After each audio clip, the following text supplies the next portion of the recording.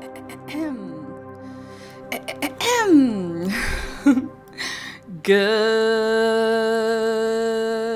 morning, good morning. It's the Last Minute Laura show. Good morning, hello. Hi guys, and welcome back to the Last Minute Laura morning show. With me, Laura, and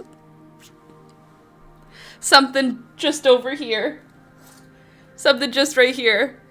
Something right here that I got mailed to me. Something right here that the FedEx driver put a stamp on that says, "Congrats from your FedEx delivery driver."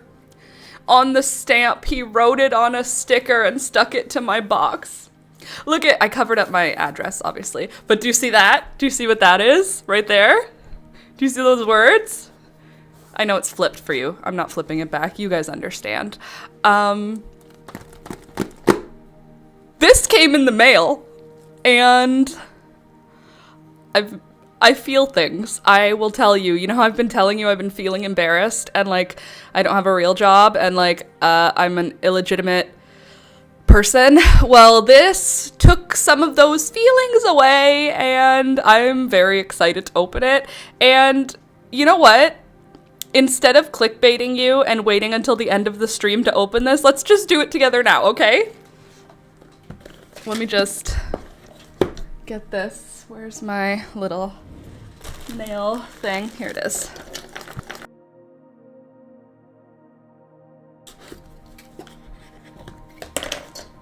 Hold up. Just a sec. Okay. Do you want to watch it from overhead? My happy mail came, and I swear my dog could smell Toby, and that's so cool for them to put a sticker on it. I know, right? I'm going to show it to you from above. Okay, one sec. I'm peeling tape. Okay, here it is. Look. Congrats from your FedEx delivery. I think he tried to write something else, but I can't tell what it is. But he wrote congrats, and look. YouTubes. I'm going to just pull the tape off. Oh, I love when they put tape that doesn't damage the box. Because you know, with Alex in this world, this box is now part of our collection. Because he's the kind of guy that keeps the iPhone box forever if you get a new phone. I'm the kind of girl who thinks that cardboard is cardboard is cardboard, and it makes no nevermind to me. Because when is this ever going to live in a box from here on out? But, sorry, I don't know why this can't seem to handle being straight. Okay, ready? Are you ready to see? Let me rip this tape too.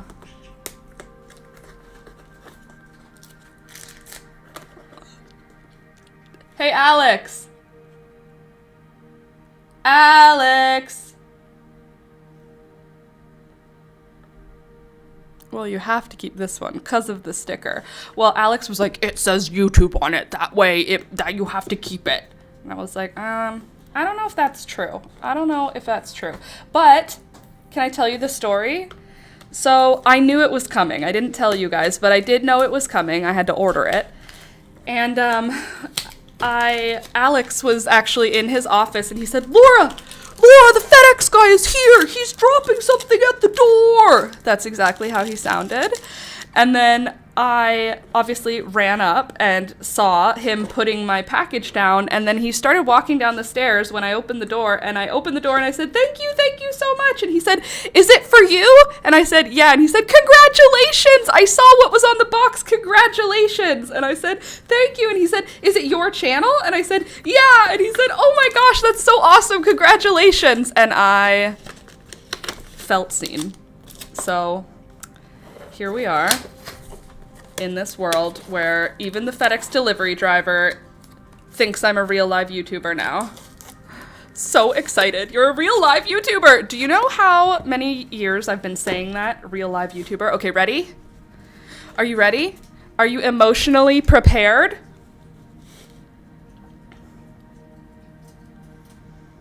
Me too. I'm emotionally prepared too. I kind of want to wait for Alex to be here. But I know what's inside. It's not a crime to throw it out. That's how I feel. It's not a crime to throw it out.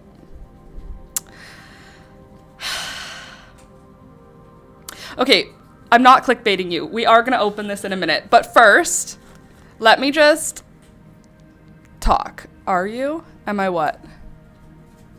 Well, you have to keep this because of the sticker. It's not a crime to throw it out. Are you? Am I what? A real live YouTuber, or am I going to throw it out?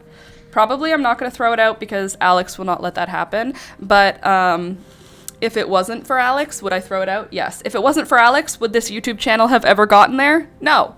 So he gets to have a voice because without him, I never would have learned to edit videos. It was because of him we started our vlog. And so without him, we never would have started a vlog. Without starting a vlog, I never would have gained interest in videos because I learned to edit when we were vlogging.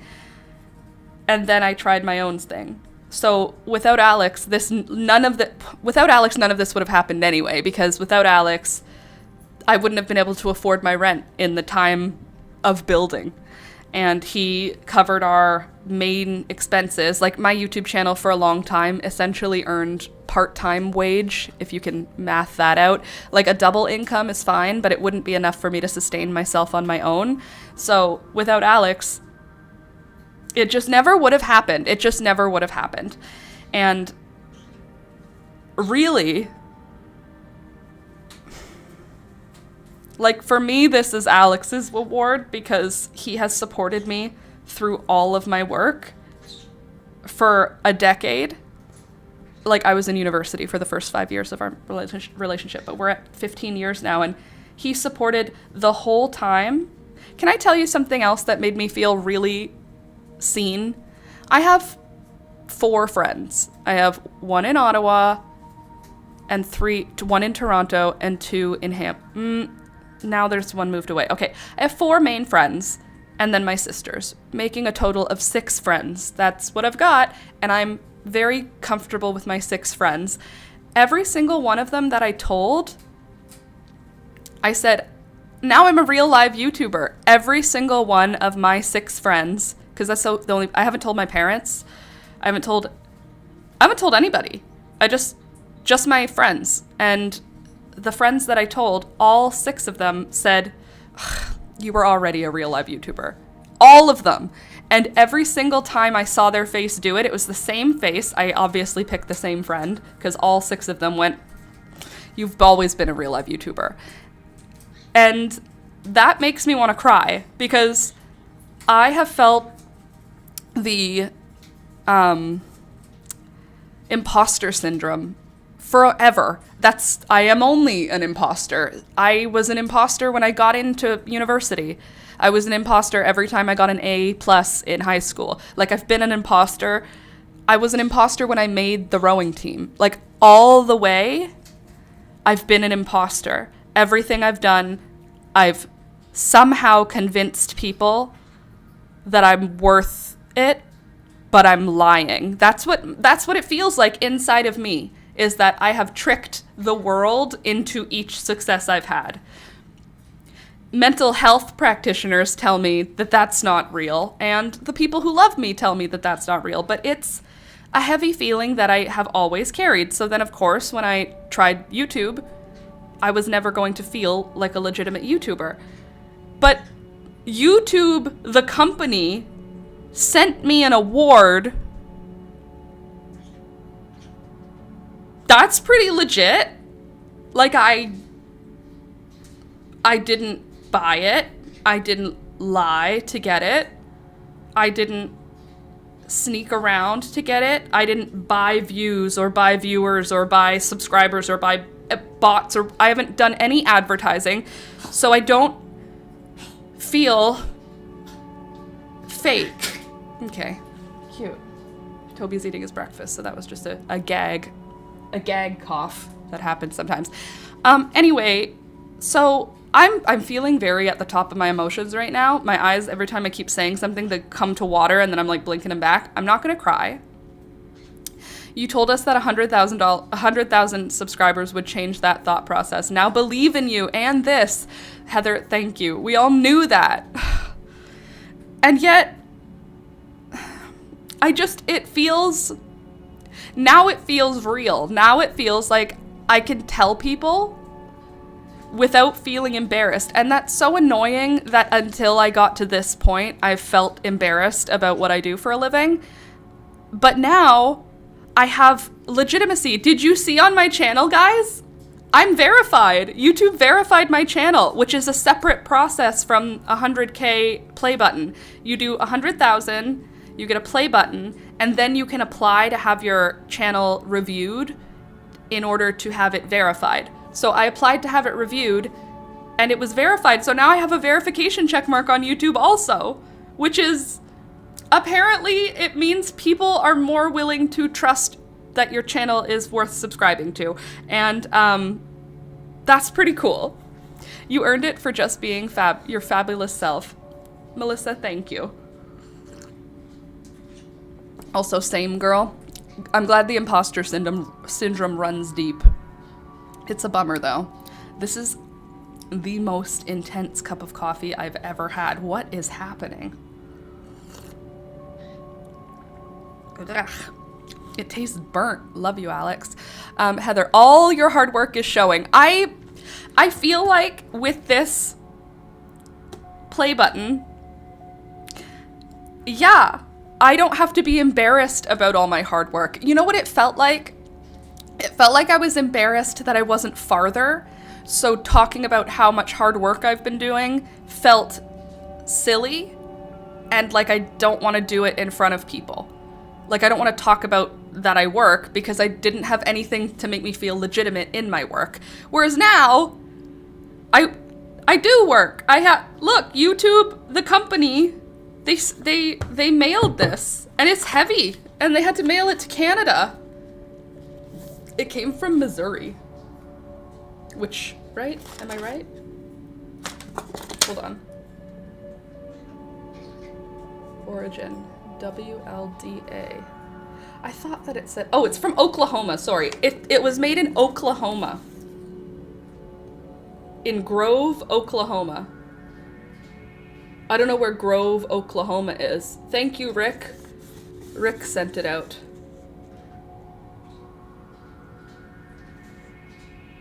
Can you believe this? Anyway, we're gonna open it when Alex comes back. He is on his break, so we will open it when he gets back. I'm very excited about it. It makes me feel more legitimate. It makes me feel like what I'm doing is working, and like I can tell people that this is what I do. Because you don't know, but every single time that I tell people that I'm a YouTuber, the next question is, oh, how many subscribers do you have? And then I say, 90,000. And then they say, when do you get the play button? There's a play button people get, right? A gold one and a silver one. When's the silver one? Literally, that's the progression of a conversation, because the only thing people our age know about YouTube is make videos, subscribers, YouTube play buttons. That's all people know. So now I can say, yeah, I have the silver button. Working towards the gold. Like I could be casual and proud of what I do. Thank you, thank you. And by thank you, I mean literally thank you, because you are one of those numbers that pushed me over the top. So thank you for subscribing. Thank you for being subscribed. Thank you for liking my videos, commenting on them, watching them. Without you, none of it's possible. So thank you so much for being here, and thank you for supporting me all this time. Hey, congrats on your play button, Laura. Thank you, Katrina. I appreciate that. Thank you so much. Okay, so before we open the box, I want Alex to be here for it. Before we open the box, I want to show you some of the stuff I did this week. I made my partner subscribe too. Thank you, Melissa. Beautiful. Maybe he's the one that pushed it over the edge. Okay, so yesterday, Alex had to go to the pharmacy, and our pharmacy is right next to my favorite forest. So I said, while you go shop, drop me off at the forest, and I'll go for a little walk. I went for a little walk in the forest, and I brought home some mosses And it looks like I have 3 different mosses, I think. Yeah, I have 3 different mosses. I have like fern moss, I have star moss, I have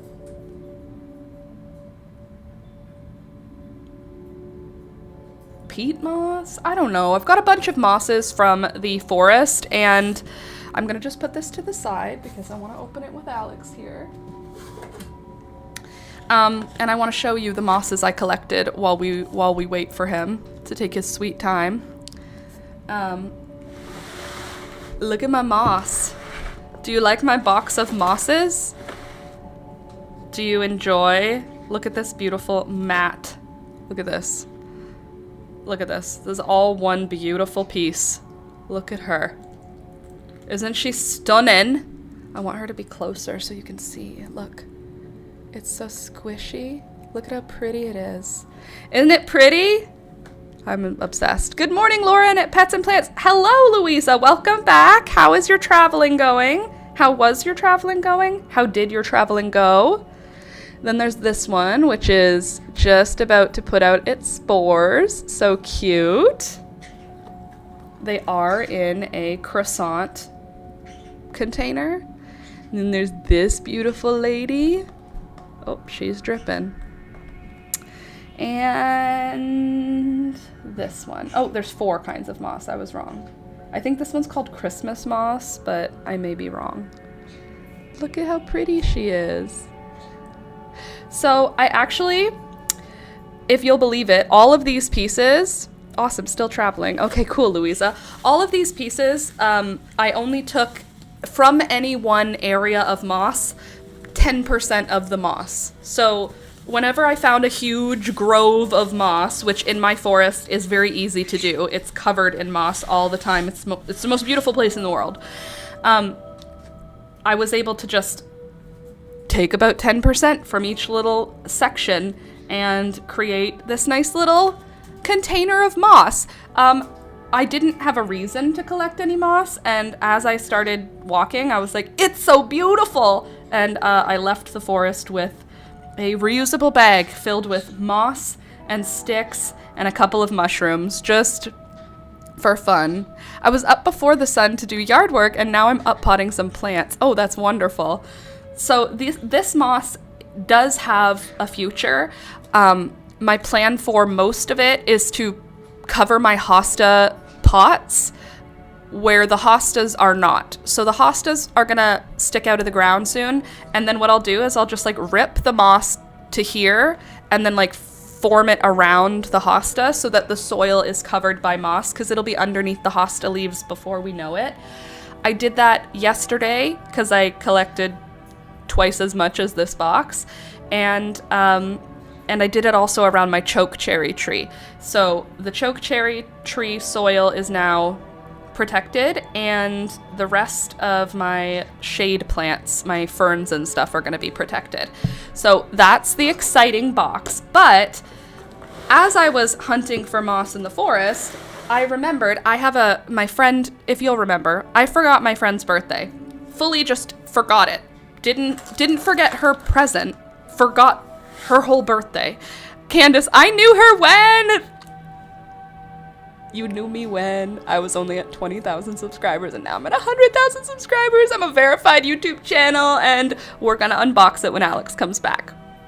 Okay, so I forgot my friend's birthday, you guys remember, and I felt terrible about it. I obviously had like a mental lapse. I just I know when my friend's birthday is. I knew it was coming up. It was in my calendar. There's no reason for me to forget it except for my brain just stopped that moment. It just didn't work. I need to move this back so it stops shaking as I move. Don't you think? I feel like my table keeps bumping it and it's making it jiggle. Okay, so I found at the thrift store this triangle thing, and I thought, ooh, I could put a plant in there for my friend with some pretty rocks, and she can have it. So this is what I made first. I packed in some moss. Hold on. Packed in some moss. I put a little mushroom guy in there. There's rocks at the bottom and then dirt underneath it. or rocks first, then dirt, then crushed up like rotted wood that some of the moss was sitting on, and then the moss on top. And I tried to include a few varieties in there. So this was my original plan for her birthday present. I said, this is going to be great. It's perfect. But then, as I got to thinking, I realized this is not fully contained, so it needs pretty regular misting. And she's a mother of 2.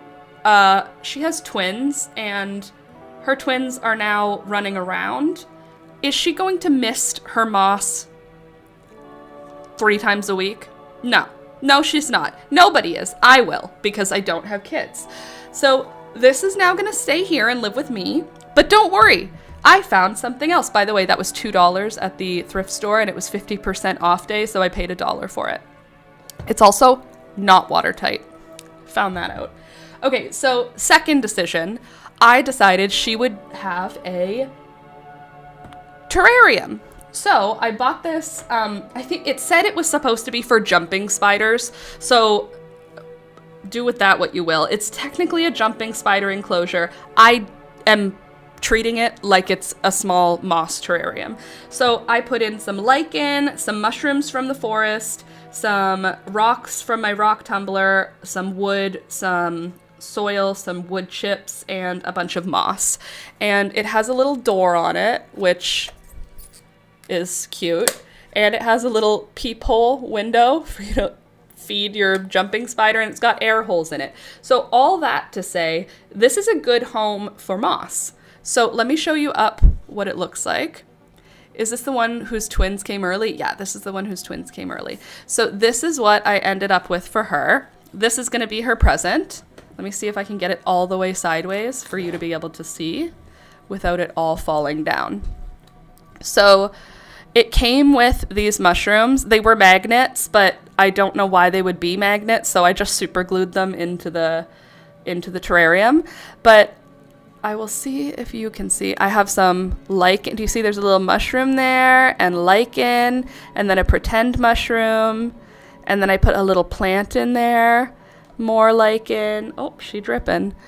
Nice mosses, and then also there's like some sticks and also some pretty rocks. So here's what it's looking like. I am so happy those two are running around now. Same. They are so freaking cute. If it wasn't the internet, I would love to show them because they're so friggin' cute. They don't look anything alike, which is fair because they're twins, but they were 2 different eggs and 2 different sperm. So they're brothers who were born at the same time. Like, they were IVF babies, obviously. And they came at 26 weeks.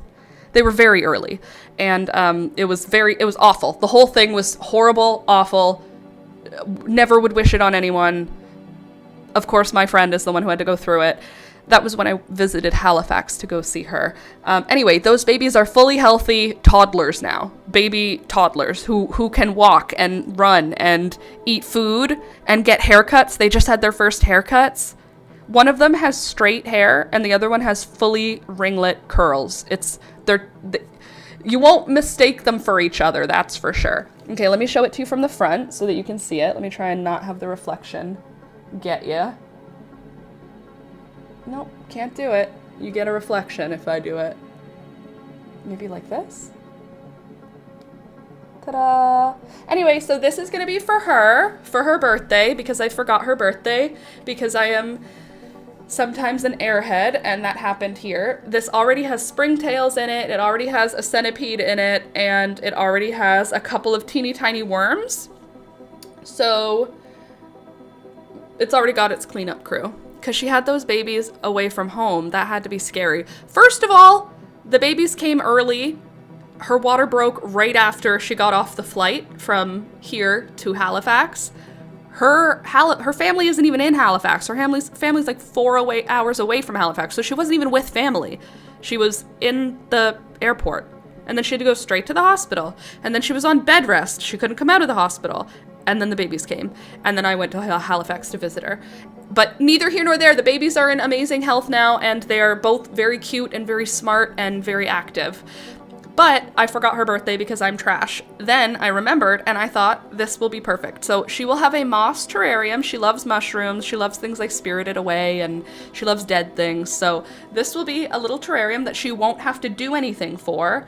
I will tell her whenever she remembers, just submerge it in water for 1 minute and pull it out, or something that will make it so easy. That's my plan. But anyway, there's the gift. Now I feel better about it. Then I had an extra 1,000,000 pounds of moss, so I started packing moss around some of my water-heavy plants.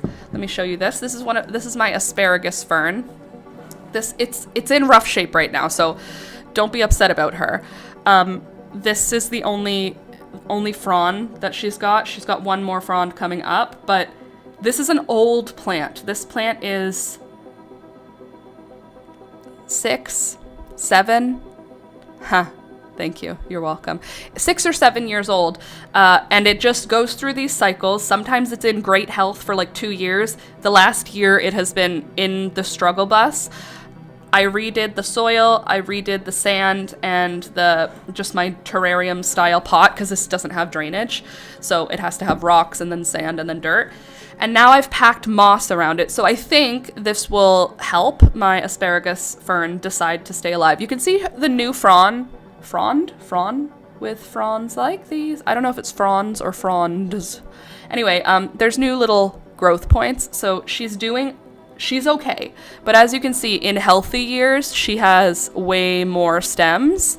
So this is an unhealthy year for her. I think this summer she's going to be okay, though. We're going to put her outside this year and see how she does. I think the moss will help. So I did that. And then I redid another terrarium, and because it was looking overgrown and I couldn't see inside of it, this one, I chopped up this moss instead of shoving a full moss piece. I just chopped it up because it will grab onto the soil and grow. But I also moved around 3 of my Monstera adansonii from 5-6 years ago. Went through hell, got thrips, died, and then I took a cutting of it, put it in a terrarium. The cutting got big, the cutting got healthy, and it put out 3 new shoots. So I cut the cutting apart into its 3 separate shoots.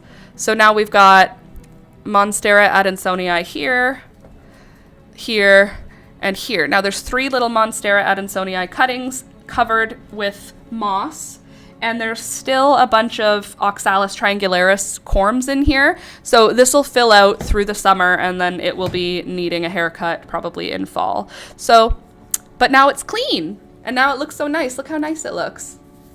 This lives on my oven, or on my stovetop. I use 2 burners. I use 2 burners on my oven, and therefore I look at it as usable space, so plants go on the other half, and this one lives right by the window. Isn't she cute? Obsessed. So now I'm just fully a terrarium girly again. And now, before I get anywhere else, let me show you something that happened over the weekend as well.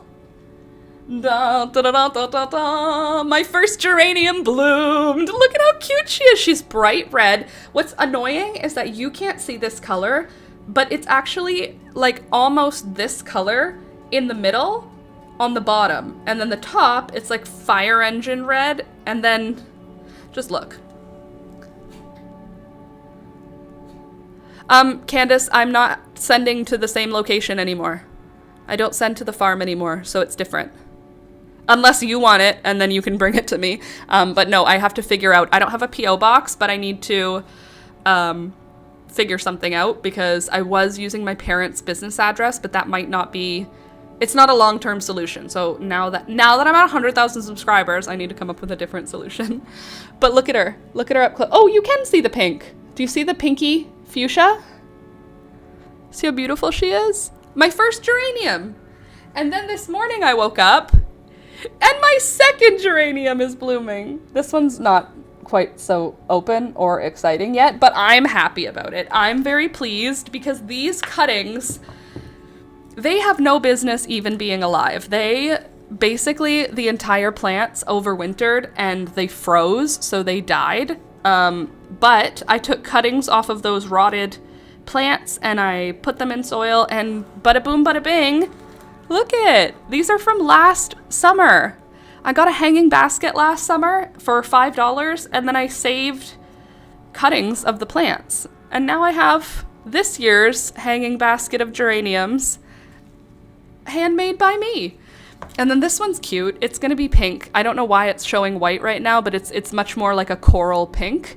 So I think the first flowers are just kind of sad looking, but aren't they cute? I wish I liked the smell of geraniums.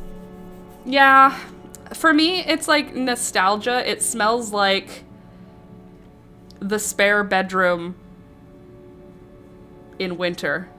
That's what it smells like to me, because that's where they were. They were in any window. My mom in the late winter, when she pulls out her geraniums, now she has a farm, so she puts them in a greenhouse.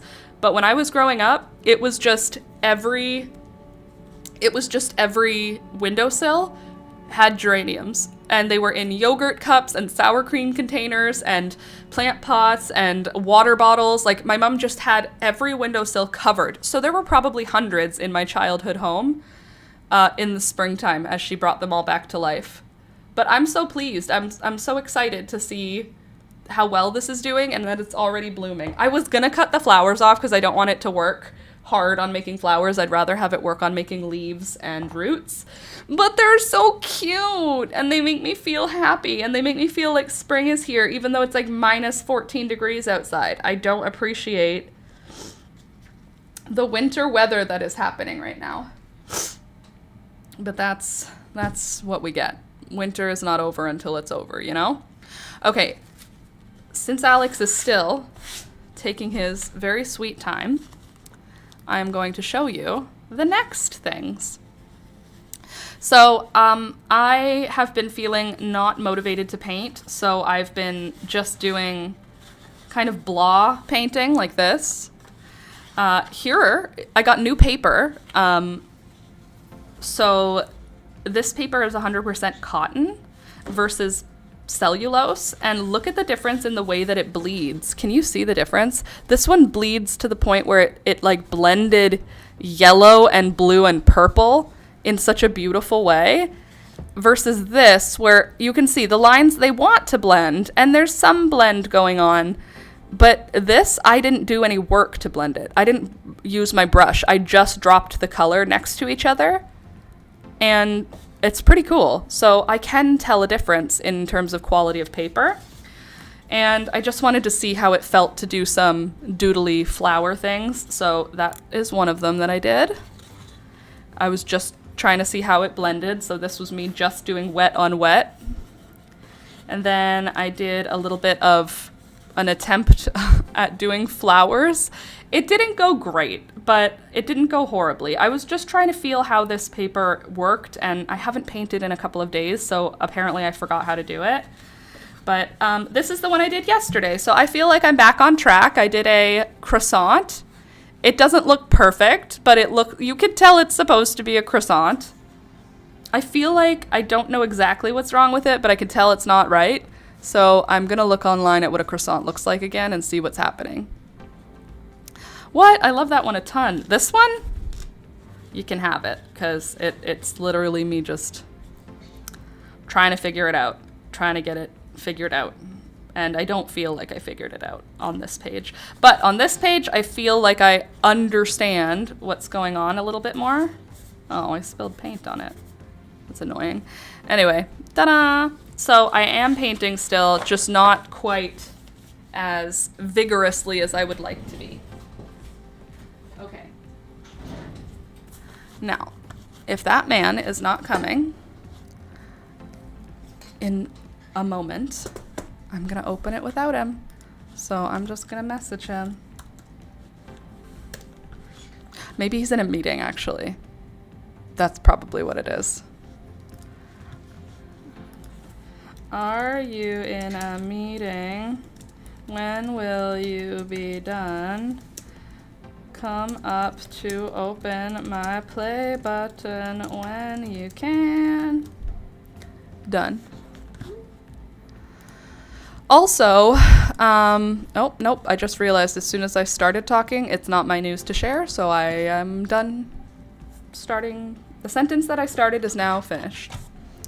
All right, we'll find out. Okay, he's replied. What do you think? Yeah, in meeting, sorry. I want to open it with you, though.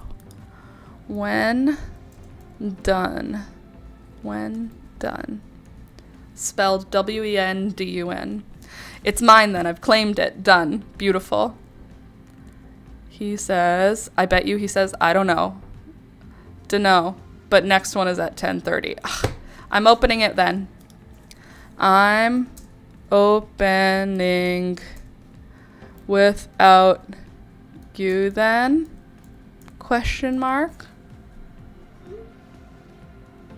And then he will reply, yeah. And then we can go ahead. Yeah, go ahead. Sorry. If his next meeting is at 10:30 and it's 9:40, then probably his meeting will end at 10. But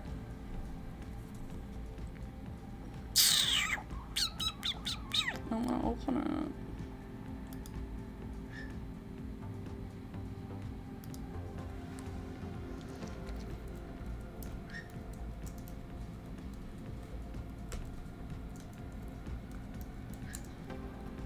You're already out. What are you talking about?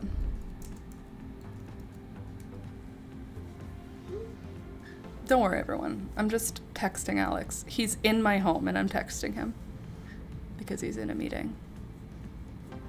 Uh-oh. Now he's not reading my message. Da, da, da, da, da, da, da. Okay, you know what? He understands because he is a saint and the nicest person in the world. So I'm going to do this. Are you ready?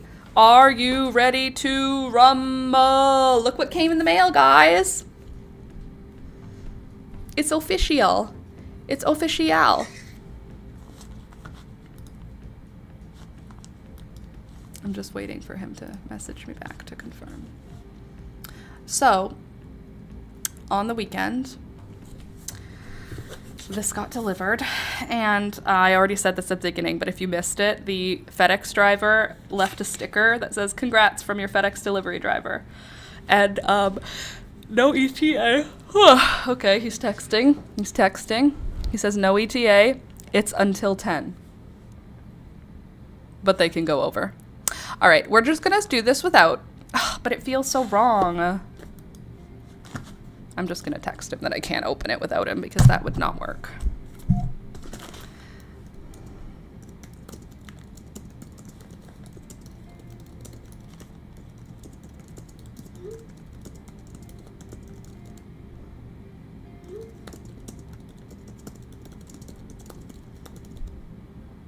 Good.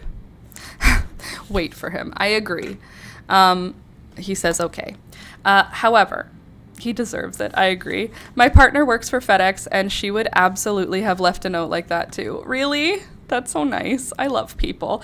I actually bumped into the guy, and he... I didn't bump into him. I picked up the box, and he was at the bottom of my stairs already, and I said, "Oh, thank you, thank you." And he said, "Is it for you?" And I said, "Yeah." And he's like, "Congratulations. Is it for your channel?" And I said, "That's what the first question you asked meant, isn't it?" But I just said, "Yeah." And he said, "Congratulations. That's so amazing. Is that your play button?" And I said, "Yeah, I think so." And he said, "Wow." And it was like this whole moment that we had together. And then I looked at the box and it said congratulations on it. And I was like, oh, he liked me already.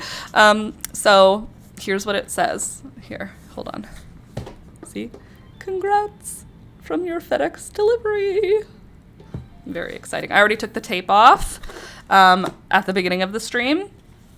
And this is how close I am to being able to open it. Look, this is where we are. The only thing that I have to do is pull the lid off. And I have ADD, so I want to open it for the dopamine. But it says YouTube on it. It says YouTube, so either it's Laura, you're fired from YouTube, or it's a play button. But it's a play button because I got a notification. So, knowing what's in it and not opening it,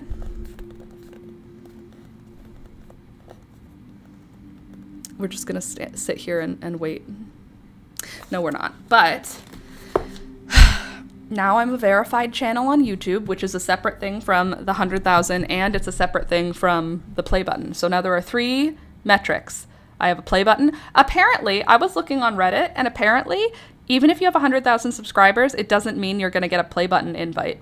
They have to review your channel to see if you meet all of the requirements. And so not every channel that has 100,000 subscribers also has a play button. Didn't know that before. So that's exciting.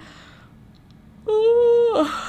And then, separate from that, I got an email saying that I could apply for verification. This was a week or 2 ago. I applied for verification and it just went through. I am now also a verified channel. So if you go on YouTube and you see my channel, there's a little check mark in a circle beside it, which means that now when I tell people I'm a real live YouTuber, they can't deny it. I am a verified channel. And soon, I will have a play button in my background. Hopefully, soon. Hopefully. If Alex finishes his meeting anytime soon. With peace and love. Yeah, that was what happened this weekend. It was also Easter, which means I ate chocolate, which means I got a cold sore, which is so frustrating because every single time I eat chocolate now, I seem to get a cold sore. In excess anyway. You'll have to add a check mark to your logo. Oh, true. Add a little verification check mark. Because now I'm real. I'm official. YouTube has accepted me into the Hall of Fame as a real live YouTuber. Please click the like button.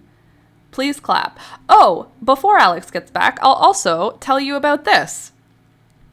Yesterday, I sliced open my arm on a razor blade. How did that happen, Laura? Well, you see, I was putting down a flat of petunias into my bath. And when I stood up, my bra strap had fallen. So I went like this to put my bra back on without touching it because my hands were covered in dirt. I went like this. And in that process, the shelf it's like a basket, but it's a shelf. It sticks to the wall that holds my razor. I bumped it and it made a noise like I bumped metal and I went, ow, like, because I hit my elbow. And then I walked to the other room and felt something cold. And then I looked down and there were drops of blood on the floor. And I was like, where is it coming from? And then here, there's a gigantic slice in my arm, actively bleeding. This is after I got it to stop bleeding. This is just what bled through overnight. What? I don't know how I get injuries like this. It's in a shelf. The razor is standing upright, facing the shelf. The blades were not facing me. Of course, the back of my razor has a blade on it. Why does the back of my razor have a blade on it? Because it's for boys to fix their beard lines. So that one razor blade sticking out, in the process of me doing this to put my bra on, it went slice, like I did this, slice. I didn't feel it happen because I felt the edge of my elbow bump metal. So I went, ow, from the bump. But I did not feel the cut at all. And then my arm felt cold when I got back outside. And then I looked down because I felt something drip and it was blood.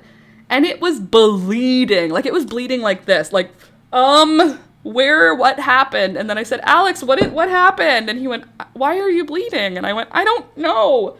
And then I went back into the bathroom to be like, did I cut it on the flat? Like, was the plastic of the flat that sharp?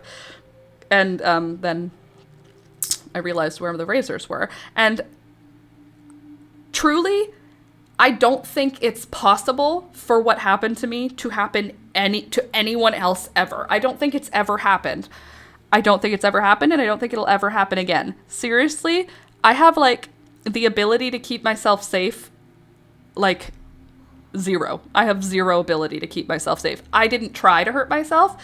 I, this morning, touched the straightener. I touched the iron last week. I don't do anything on purpose, and yet harm continuously comes to me. And now this hurts. It stings because it's like a slice. It'll heal just fine because it's a sharp blade. I washed it, cleaned it out, put a Band-Aid on it, but it's this long. And I didn't have a Band-Aid that was this long. So here we are. I could take it off. It's done bleeding, but then it'll touch things and stress me out because it stings. It stings because it's a slice. It's not ideal. It's not my favorite situation to be in, but it's not a new situation for me. Let's be honest. Oh, an LML moment we missed. Only you and I could do that kind of thing. Literally, Candace. Once I figured out what happened, I was like, that's literally like one of those like 1,000 ways to die where they give you like a super weird way to die. Like, I'm going to die in a super weird way. I'm not going to get to die from old age. I'm going to freak out. I'll try to wait until I'm old, but for sure it's going to be like 98-year-old woman slips on traction rubber surface, throwing bowling balls in the air, crushing her. Like, it's gonna be a stupid die. I injure myself in the stupidest of ways, in ways that I truly don't understand. Like, look at this bruise. That was from coming down on something. What did I do? Why? I don't do anything. It's just a disrespectful thing my body does. It's that I have no awareness of where my body is in space, and therefore it bumps into everything all the time. Now I need to refill my coffee. Hopefully when I come back from refilling my coffee, Alex will be done. I'm saying refill, but really I'm going to pour this out and pour a new cup because it tastes like darkness. It tastes like burnt darkness. So please hold. Peekaboo, did you eat his food? I bet you did, you fat cat.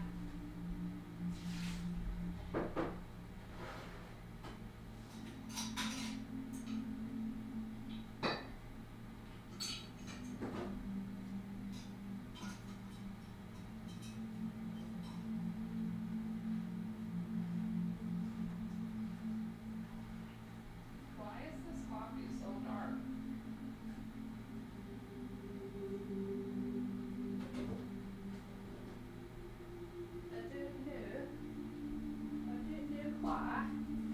But my coffee is very dark today. Opaque black. Peekaboo ate almost all of Toby's food, so now she's gonna get diarrhea again, which is super awesome for us. Luckily she does it in the cat litter, but still. All right, so how are you guys doing? Alex's mom and sister came over on the weekend. I'm sorry I didn't see you guys on Monday. I just forgot my family's Easter was on Monday. In my head it was on Sunday, so I thought I would be here on time and all would be well. But turns out it was on Monday. So I woke up on Monday and I was thinking that it was a normal day, but it was not. It was the day for Easter. So Easter for me was on Monday. Literally on Monday, I ate a ton of chocolate, woke up yesterday, which was Tuesday, with a cold sore. So if you are not sure if cold sores and chocolate are connected, let me assure you they are. If you get cold sores, do not eat lots of chocolate. Or if you do, counteract it with lysine. I forgot to do that. So it's my own fault. And now I'm struggling right here. I have a pimple patch on it, so you can't really see it, but she's there. I have so many stories of weird ways I've hurt myself with the scars to show for it. Literally same. All of the scars on my body are not just like I fell. They're not just like, oh, I fell on concrete. Like, no.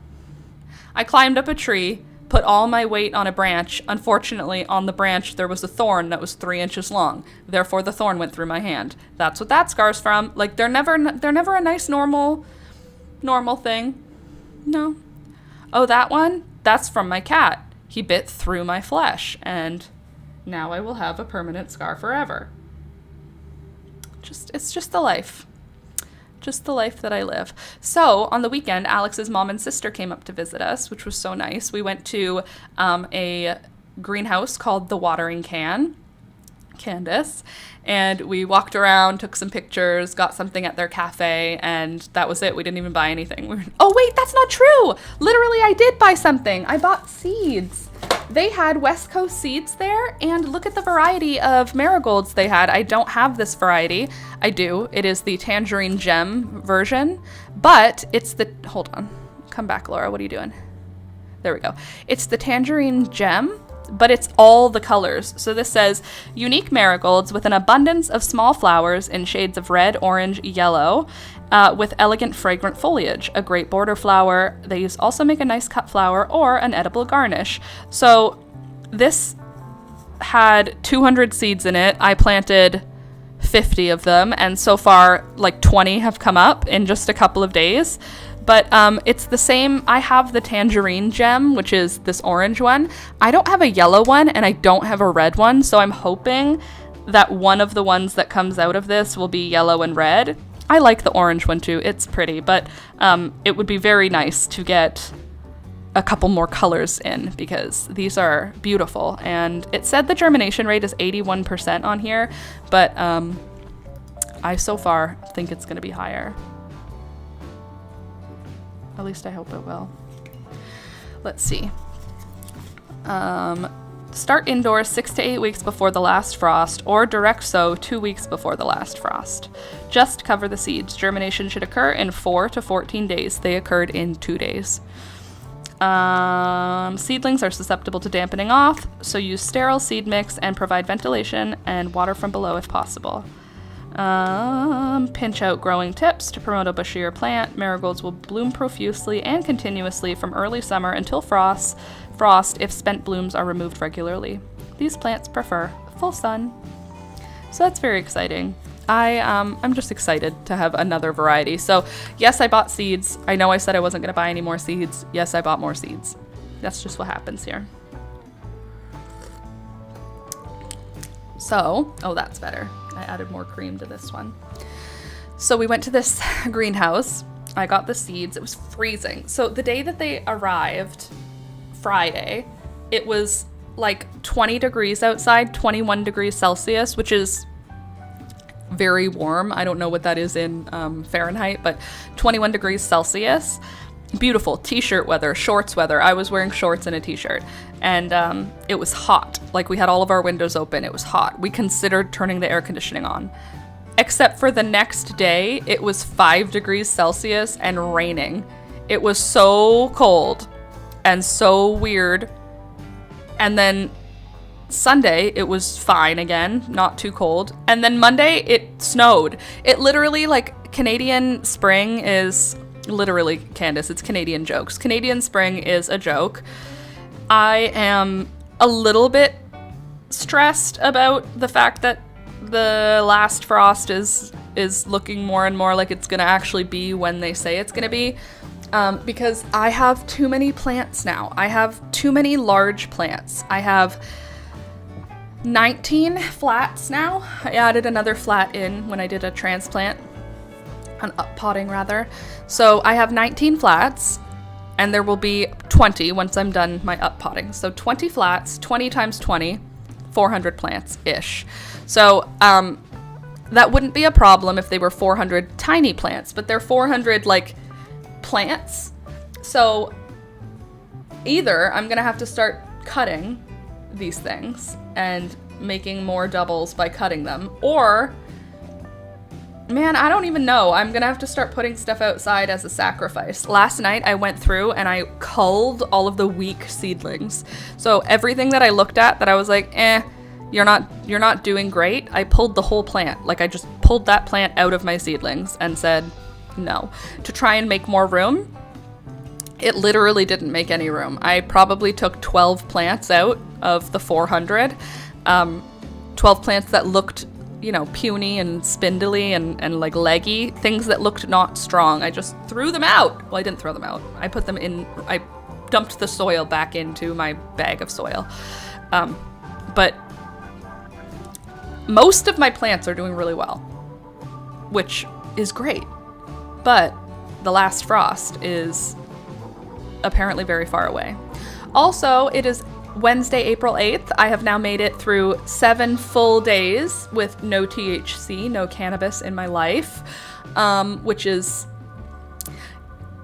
more difficult than I want it to be, but I am pushing through. What I've been saying to myself is, if by the end of the month I'm not jonesing, then I feel okay. If I'm still jonesing at the end of the month, that means I have to go for another month. Basically, I have to keep going until I'm not thinking about it every day. So while it is not physically addictive, it's definitely socially and like habit forming addictive. So until I can get back to that place where we're off, you did it before, I can do it. I know I can do it.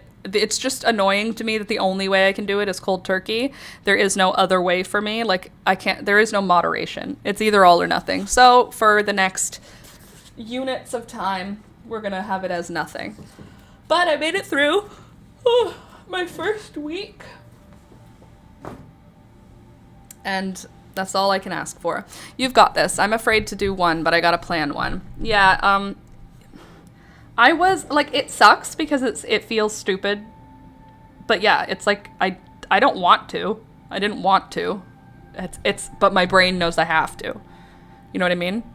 That's why I can't moderate, because, like, for example, Alex would say, why don't you just on the weekends? Because I won't. I just won't. I'll just, whenever I want to, I will. So, I have to make it all or nothing. And currently it has to be nothing, which is fine. I just don't have any vice now because I don't drink. So, it's all good. Oh, I hear footsteps. Are you ready? Are you ready? Pardon me? Are you ready? Are you ready? Yeah. Here she comes. You guys want to watch from above so you can see the whole thing? Good. Hold on. Ready? Here we go. You come over here. And you go over here. Ready? Here she goes. You ready?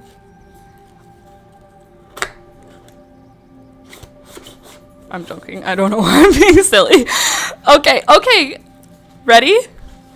Do you remember your first subscriber, your 100th, or your 1000th? Chances are you do, and we know that you'll definitely remember your 100,000th subscriber. Your fans may have found you while searching YouTube, learning about you through a friend, or maybe you showed up as a recommended video. Probably not, though. No matter how they came to your channel, your audience stayed, and their numbers have increased because you and the community that you've built. We're proud to honor your impressive milestone of reaching 100,000 subscribers with the Silver Creator Award. Congratulations. We know you have many more stories to share with your community, and we know your fans can't wait to amaze them, for you to amaze them even more with your commitment and creativity. Wow. So keep creating, keep building. We can't wait to see what you do next, and we're here to support you along the way. And who knows, when you reach your millionth subscriber... Oh, you're talking to him? Yeah. Okay. I was like, what are you trying to get my attention? Do you remember your 100,000th? Whoa. Congratulations. This award was inspected and packaged with great care by Rick. Thank you, Rick. Nice paper, too. Did you feel the paper? Well, when would you feel the paper? Ready? Oh, wow. That is nice paper. Yeah, it's like got texture. Ooh, nice. Ooh, nice texture.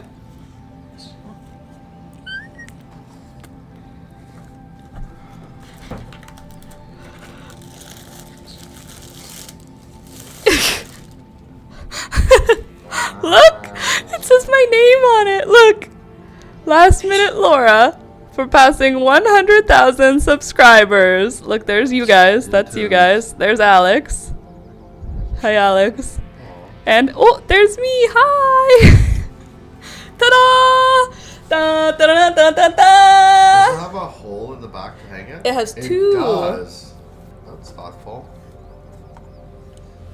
I don't know if you saw. I'm a real live YouTuber. Can you hug me? I'm excited. Did you see, Toby? Yeah. Thank you.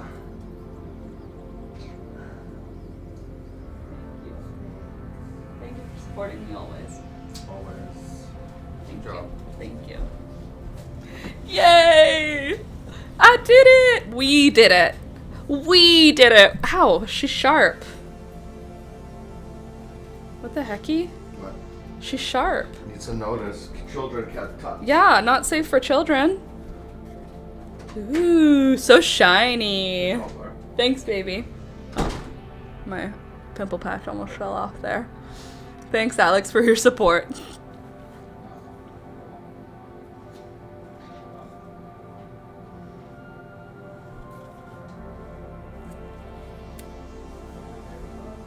Maybe. Can you just open your Twitch panel for a sec? Sure. No more cuts, Laura, literally. Huh. No issues, okay. No issues from my end. I have issues. Buffering, okay. Thanks. Only on Twitch. Only on Twitch. Okie dokie. Well, you did it! We did it! You did it. Look. You see? There's me, hi. See, look, YouTube. Laura for passing 100,000 subscribers. Look at her. Look at all this. Look at that reflect. How beautiful of a reflection that is. Hello.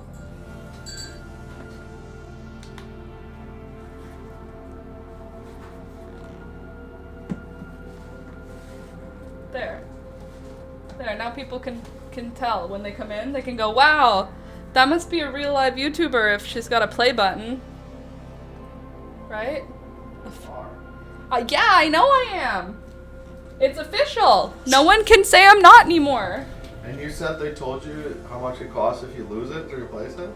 Does it tell you? No, it doesn't tell you how much. Oh, it just says you have to pay. In the email, it says if you want another Your one. first one's free. Yeah, literally. And it says if like you have a group for your channel, you can buy additionals. Oh, interesting. Cool. Thank you. Okay, you go here for a sec. Let's see. Right here. Right here. Right here. You'll be right. You go over here. You're right here. Right there.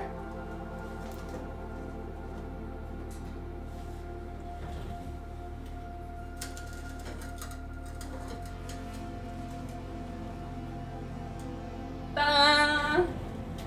Look! Look at it! Ain't nobody gonna tell me I'm not a real live YouTuber now, I tell you what! Ain't no preteen child gonna say I'm not a real live YouTuber now. I think maybe here would be better. So that my head's not blocking it. So that everyone who comes in can see it. If you stop by the live stream, you're gonna see a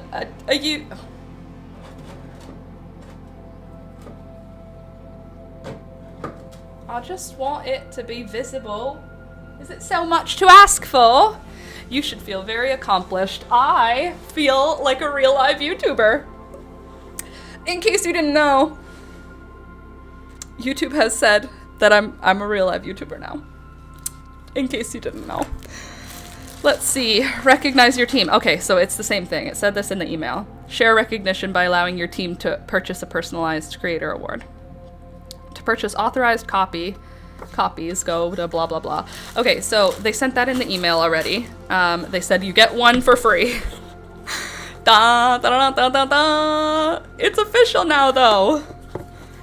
Oh, I'm a YouTuber, guys. Did you know? Did you guys know I'm a real live YouTuber? I don't know if you heard, but, oh, what do you do for work?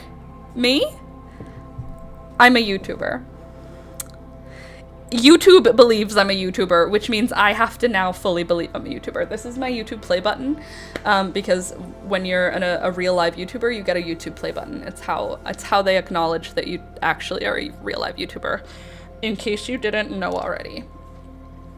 I'm feeling goofy now. I feel like I just had a glass of wine. It's real. It's a real live play button, guys. What? Let's see how many people have a play button.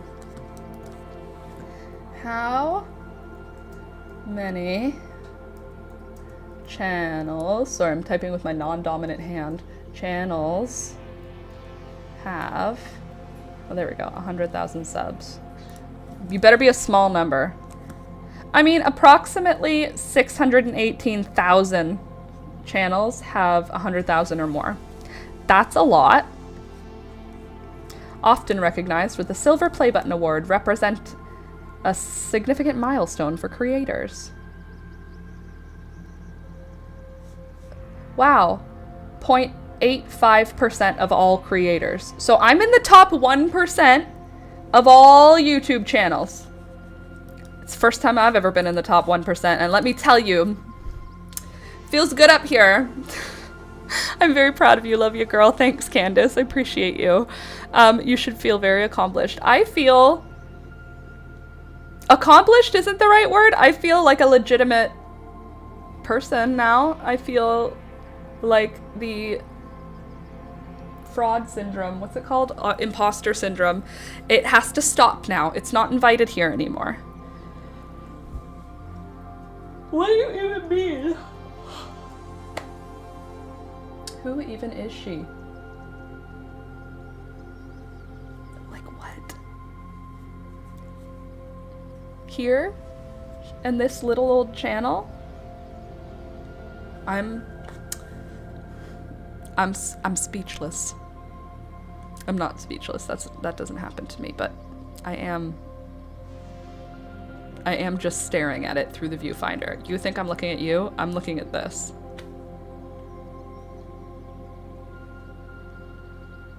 I'm just gonna, I don't know where to go from here. What do we even do now?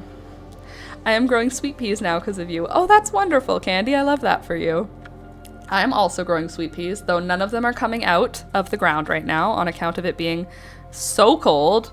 Let's see what our weather's gonna be for the next 14 days. And if it's not warm, I will riot because spring needs to come immediately. All right, we've got tomorrow, Friday, -1 degree Celsius, gorgeous. Then we have 0 degrees Celsius on Saturday. What do we have the next couple of weeks? Okay, it's over. Let's see, after Saturday, winter's over.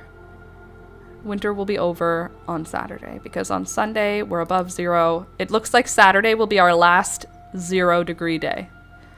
And I am saying that because that is the only option we have, all right? We're not going to believe in anything else. We are simply going to just have the most hope in the world. Low 4, low 5, low 5. Okay, so pretty much everything that I want to put out is going to be able to be put out after Saturday. You need to crochet a case for it and carry it with you wherever you go. Can you imagine? Oh, that's just my silver play button holder. I just carry around this silver play button wherever I go. Ooh, I don't know where this yawning is coming from. The opposite of tired right now. Melissa, you taught me how to crochet my very first sweater through a tutorial. You made it so easy to understand and I felt comfortable to make modifications. Now I'm a crochet machine. That's special. That's awesome. That's really awesome. That makes me feel something. The idea that there is knowledge now expanded because of me. You have knowledge that you would not otherwise have had. I mean, you would have found another channel. But I mean, it makes me feel special that there's knowledge that is held in the world because I made a video. So thank you for telling me that. Wow. I don't even know what to say. Like, what do I do now? As you can see, I have not published a video in a while, mostly just because I'm having a hard time concentrating at work, which is another reason why I decided to take a little THC break, see if I can get my stamina for working back up. Heather, I found this live right before the most recent baby booty video. I was like, you found this live right before the most recent baby booties video? Really? That's like recent. Welcome. Welcome, welcome. One of my baby booties videos is just about to hit 1 million views, which is quite exciting for me. My original baby booty video is at like 970,000 or something like that, which is pretty cool. I just got like starving, which I need to address. What am I going to put in my belly right now? Am I going to make peanut butter toast? Or am I going to just eat a handful of dates? Or a banana? What's the vibe? What are we going to eat right now? I want to make peanut butter toast, but maybe I'll have that for lunch.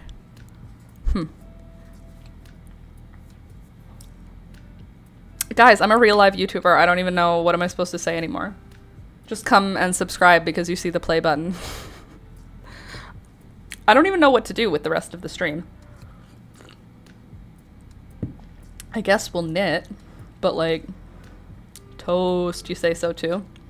I do love a peanut butter toast. All right, let me go put the toast in. I'll be right back. And then when it pops, I will put peanut butter on it and then you guys can get a snack also. Oh, I'm sorry guys. I forgot to open the top of your cage. Here you go. You're welcome.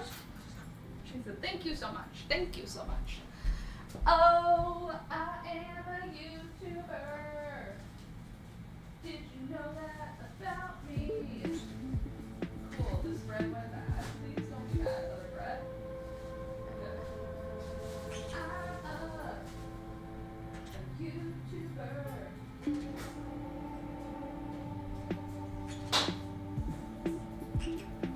Now I just have to tell my family. And then they'll be like, you're a legitimate employee? You have a real job? Wow. And I'll be like, yeah, I have a real job. It's a real job. I make YouTube videos. That's my real job. Where is the peanut butter? Oh. I don't know why it's down here. What do you do for a living? Oh, me? I'm just a real live YouTuber. How about you? What do you do for a living? A real live YouTuber? Amazing. Wait a sec, I thought you didn't have a toaster. I didn't have a toaster out, Candace. Julia gave me a toaster for Christmas 2 years ago, and it's just been in storage. Oh, and by in storage, I just mean it's in the cupboard that's above the fridge, which is high up and far back, so I never go into it. But I wanted peanut butter toast like a week ago, so I took the toaster out, and now it's just been out. What was your first video that made you think you might be onto something with YouTube? I.e. from views or feedback. Probably one of my baby booty videos. That being said, I wanted it to work early. Like I was doing makeup tutorials because it was 2016. So everyone was doing that. And I was like, I'm gonna do this. And Alex was like, I think you should. The time when I decided I was going to invest time and stop working was when we moved to Toronto. So I left Ottawa. Alex and I were living in Ottawa because we both went to school there. We graduated. And then we moved to Toronto. And I had saved enough money that I didn't have to work right away. So I said, I'm going to just live through my savings for a while and work. And Alex said, yes. And then I just did. And I never went back to work. That's crazy. I haven't had a job in 10 years. But now, I can say that I have had a job in the last 10 years. I've been a YouTuber. Haha. I'm gonna put my friend's card into her birthday bag. What do you mean? How can you be dying? Incoming call? From who? Already got hung up. Obviously not important. Okay, the toast just popped. I'll be right back. Hey birdies, you want some banana? Want some banana, birds? You're welcome. You don't eat bananas, Toby.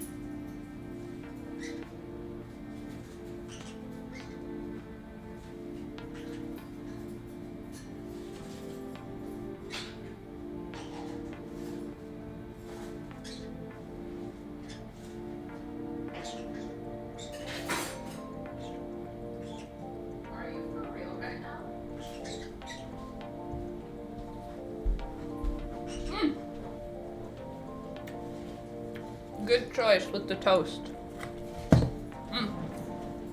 Lovely.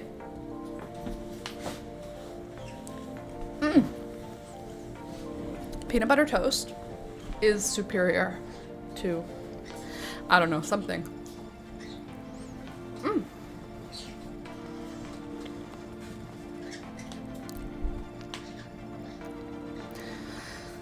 I don't even know what to do. I feel like I'm discombobulated. I want to look at my channel.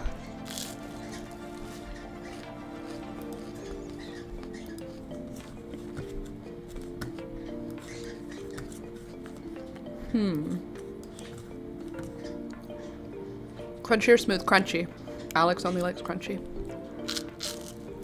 Crunchy, low sodium. Hold on. Let me see if I can show you this.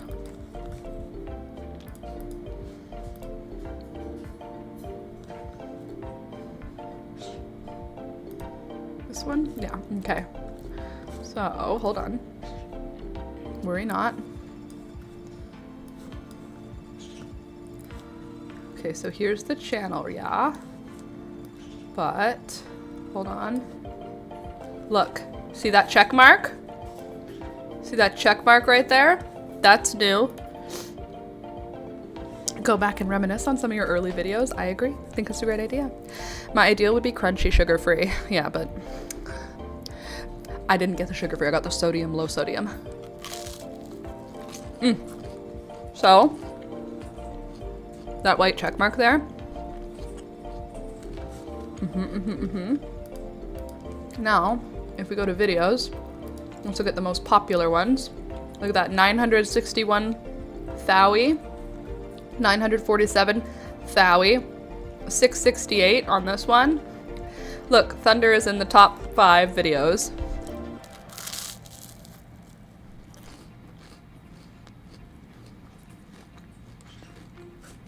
Remember the denim crotch one?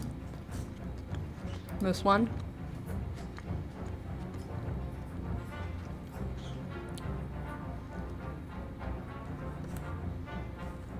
There's Thunder again. And there's Thunder again. And there's Thunder again. Thunder is everything. And I love that. Thunder's always been there. Look how beautiful that dog is. He's amazing. Congrats! Thank you, Hannah. Thank you. How many lives have I done now? Does it show? Hold on, let me see if it says it here. How many lives? Is there a number? Latest, public, popular. Okay. So the live stream's never been popular with peace and love. 1,000 views is not enough. Let's make another doggy sweat. Gosh, isn't that wild? A real life check mark on my channel, guys. Also, this is us right now. So you watch, if I click it, it's us. Oh.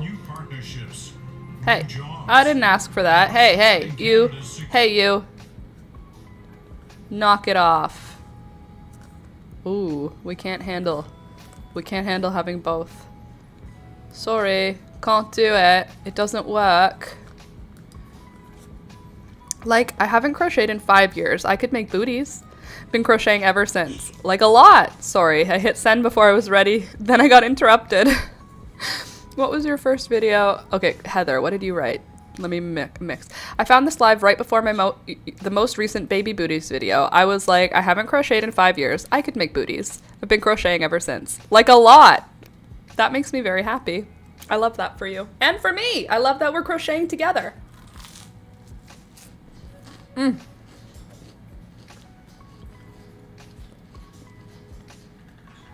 They should give you premium with your play button, right?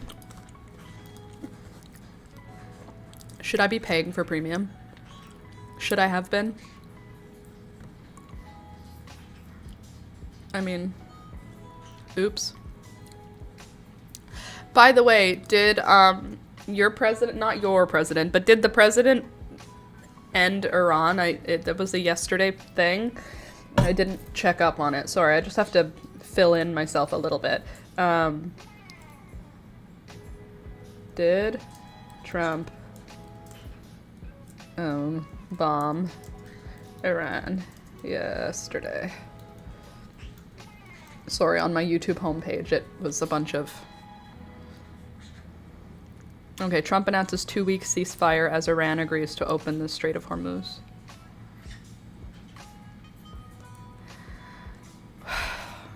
No ads is so good, but it's not cheap. No? How much is it? It's probably even more in Canada. Okay. Suspend bombing attack on Iran for 2 weeks. For negotiations. I literally hate that guy. Trying to avoid the news. Probably for the best.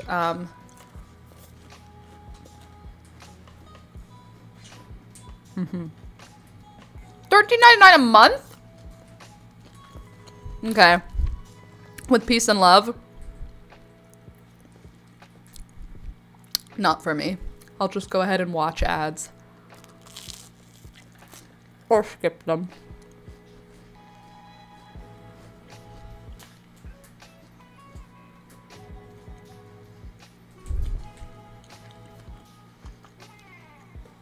Sorry.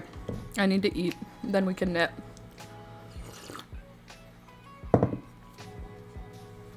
Oh, you know what I got? When Elizabeth was here last, I was telling Julia that I'm going to be doing more baby booty videos. And she was like, oh, you should make some for Elizabeth. And I was like, she's basically walking now. Booties are kind of for pre-walking. And she said, no. So I said, okay. So we traced her foot. This is baby Betty's foot. Betty's baby booties. 1-year-old baby booties are this big. 4 inches by 2 inches. They're just little. Look at her tiny little feet. Hold on. Look at how little they are. They fit in my hand. Lovely. Also, Easter was awesome. Obviously, Alistair was adorable. Elizabeth was adorable. We did egg dyeing. Don't know if you've done egg dyeing before, but we did egg dyeing. And it went amazing. Hold on. One of the ladies my dad knows made the boys these sweaters, which is very sweet, but they're for like 10-year-olds. My friend, the one with the twins, has 2 knitted sweaters for very large children, but her babies are not even 2. Good first in the morning text message. Anyway, I lost my train of thought. Oh yeah, baby booties. I'm going to be doing more baby booty videos, and I'm going to try and make them for a 1-year-old. I'm going to see if there's a way to make it... when will a 1-year-old need baby booties? They're walking now, and that's just slippery, isn't it?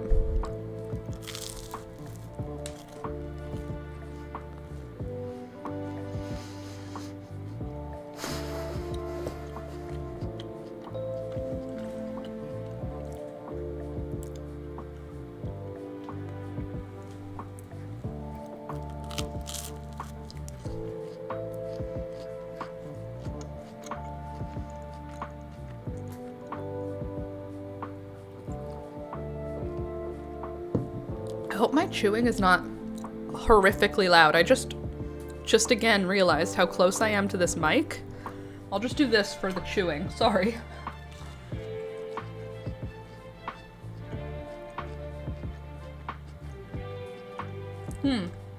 Grippy slipper's not a bad idea. What about hot glue? Like after it's finished, put some hot glue on the bottom, tap it. That'll be grippy.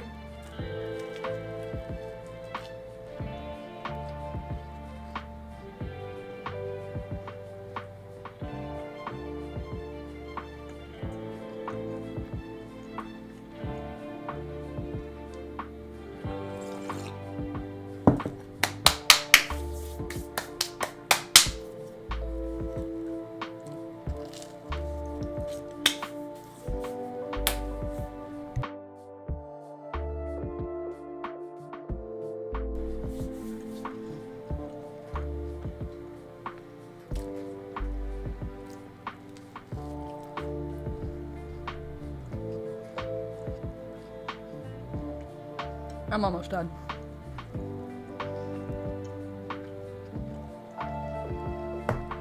I'm this close to being done.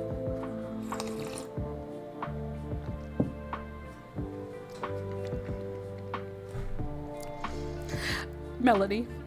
Hey, I'm working, but I saw the title and I had to come in to see it and congratulate you. I knew you could do it. So proud. Love your New Brunswick bestie. Thank you. Thanks, Melanie. Thank you. Thank you, thank you. I didn't even tell my family when I saw them on Monday. I got the play button on Sunday. Didn't open it, and then I didn't tell anybody. Because I was like, it's Easter, we're doing all the family stuff. I don't want like to attract attention. At this moment, I don't want it to be all about me. So I just didn't say anything. And then I couldn't hold it in, so I went up to Julia before anyone got there and I was like, I have news, but I don't want you to do anything about the news, and I don't want you to mention the news. Can I tell you the news? And she said, obviously. And I said, I got my silver play button. I mean, I know that's what it is, but it's in a box and I got it. I'm 100,000 subscribers, I'm verified, and I got a play button. And she was like, why can't I tell anyone? And I was like, because I don't want everybody to be talking about me today. So Julia and I just silently knew. Alex obviously knew. But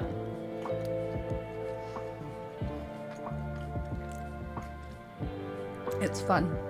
I'm happy. Sorry.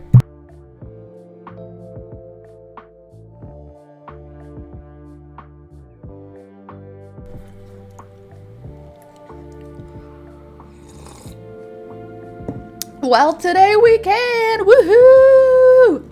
Woohoo! I'm a real live YouTuber. Melanie. What do you do for work? Oh, me?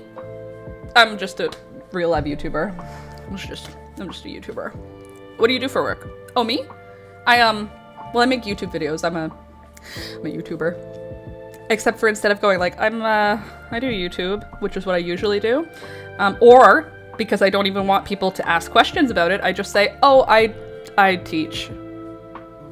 Oh, what do you teach? I teach art classes. That's how I lie to people, is I say I teach art classes. It's not untrue, and then they say, oh, like what? And I go, like crochet or knitting, sometimes painting. It kind of depends on what season it is.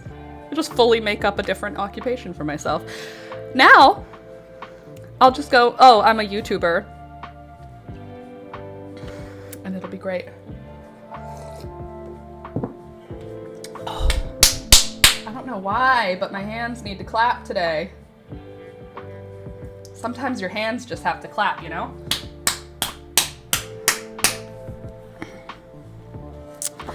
Can't do anything about it. You just got to have clapping hands. Do you ever just gotta clap? I'll try and mute it if it happens again. Okay. Now we can knit. Now we're here and we can knit. And it's happening. It's all happening here, folks. I don't even know what to do. I don't know what I'm supposed to talk about. I don't know what I'm supposed to say. I just feel like this is the only announcement I had for today, and otherwise I had nothing else to tell you about, other than the cool mosses that I collected.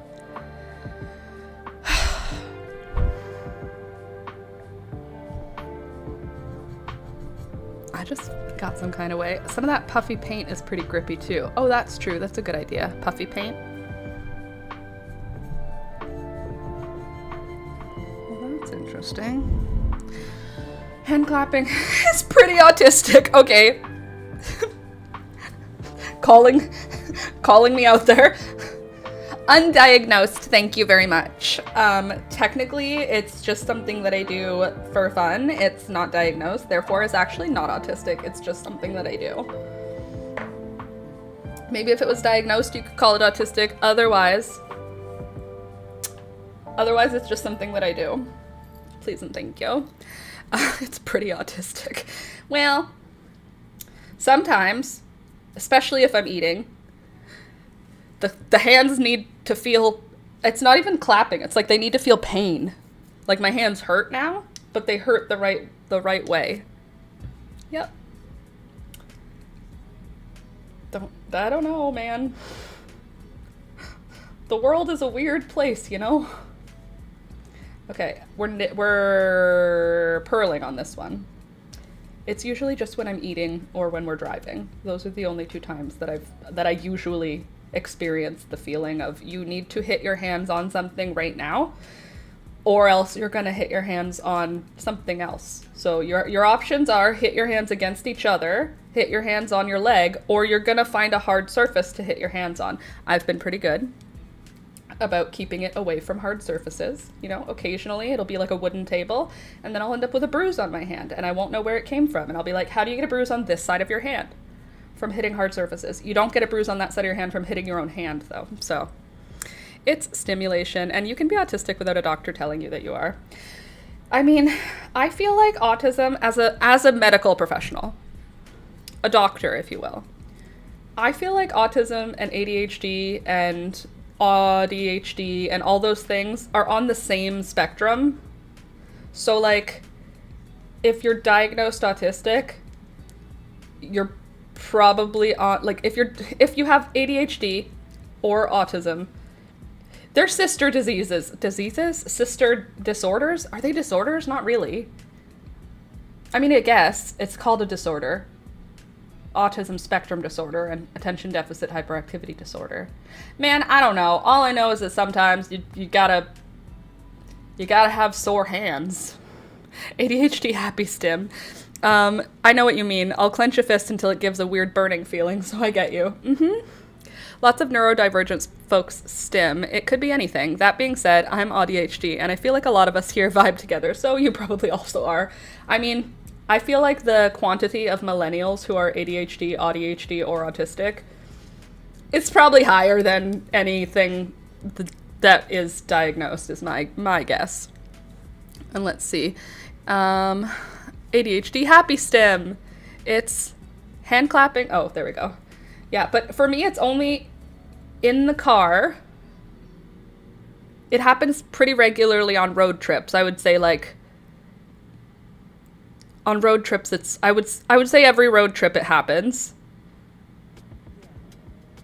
Yeah.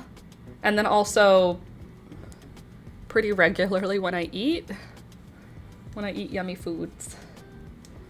You're either getting a happy dance or you're getting some weirdly loud claps. And you know what? There was a time when I would literally, like, I would try and make it an appropriate time to do it. Like, I would try and facilitate a way to make the clapping or hitting not inappropriate.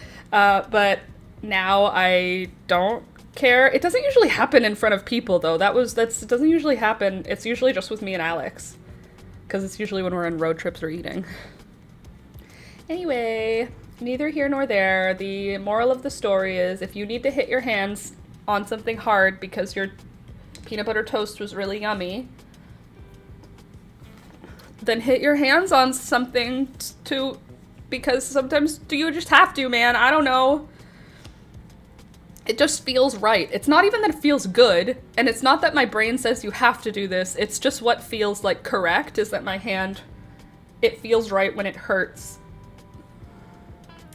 That's really weird to explain. In my head, it makes perfect sense. I have to do that because it was yummy. But when you say that out loud, it just makes you sound autistic. But that's like not... Anyway. Don't worry about me, guys. I'm just having an existential crisis here. At least I muted the mic for you. You're welcome.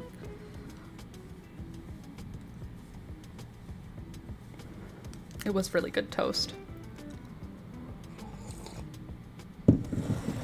And now my hands hurt just the right way. Isn't pain a bad thing? No, it's just a thing. Pain is just another feeling. I really don't think you have to explain to most of us here. I feel like that's probably true.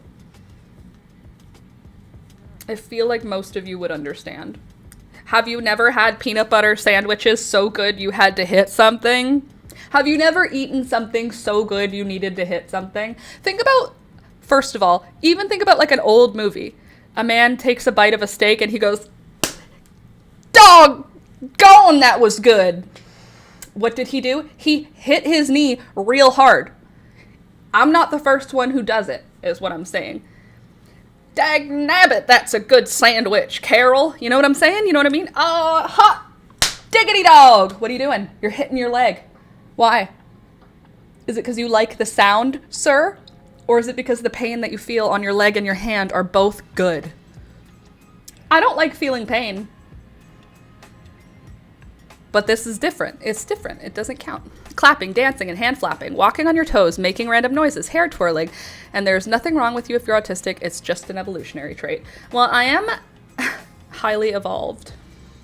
Don't know if you knew. It's just not worth it for me to look for a diagnosis. I have ADHD. I've got meds for that. Anything else, I've managed pretty okay.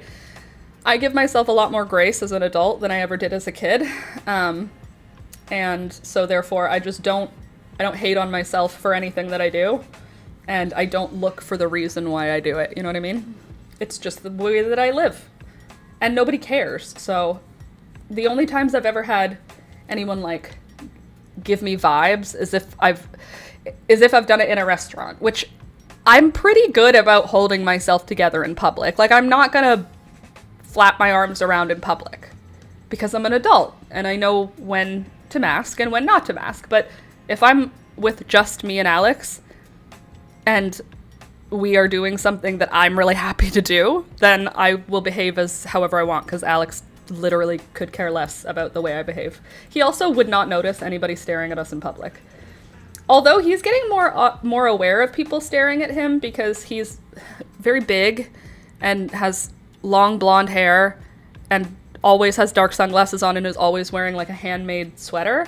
So he sticks out pretty much a lot, and children look at him and he notices that children stare at him.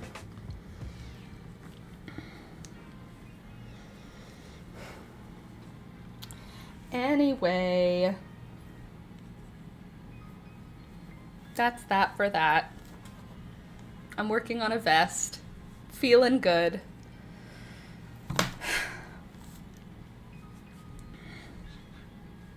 And all is well in the world.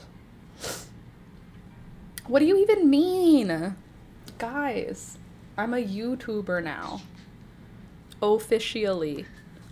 On purpose. For real. By the way, I'm doing knit across, purl across, knit across, purl across right now. I've stopped decreasing. So we should be getting fairly close to the end of the back of this, I think. I don't think I walk on my toes. I don't think I ever walked on my toes.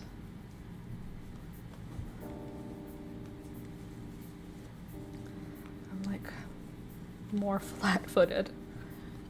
Okay, I gotta get back to work. Love you guys. Bye, Melanie. Have a great rest of your day. Don't work too hard. Piece of straw fell in my coffee.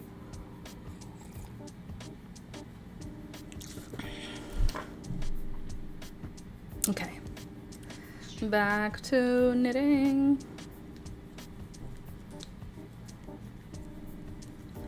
Who possibly could have called me this morning? I wonder. Can you also stop hitting my arm, please? This is also starting to bother me, the Band-Aid. Okay. Good. Done bleeding.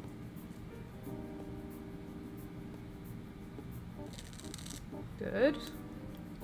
Sorry if you're afraid of gore. It's not gory, I was just joking. It's just a cut. How does this sort of thing happen, though, is the question. The real question.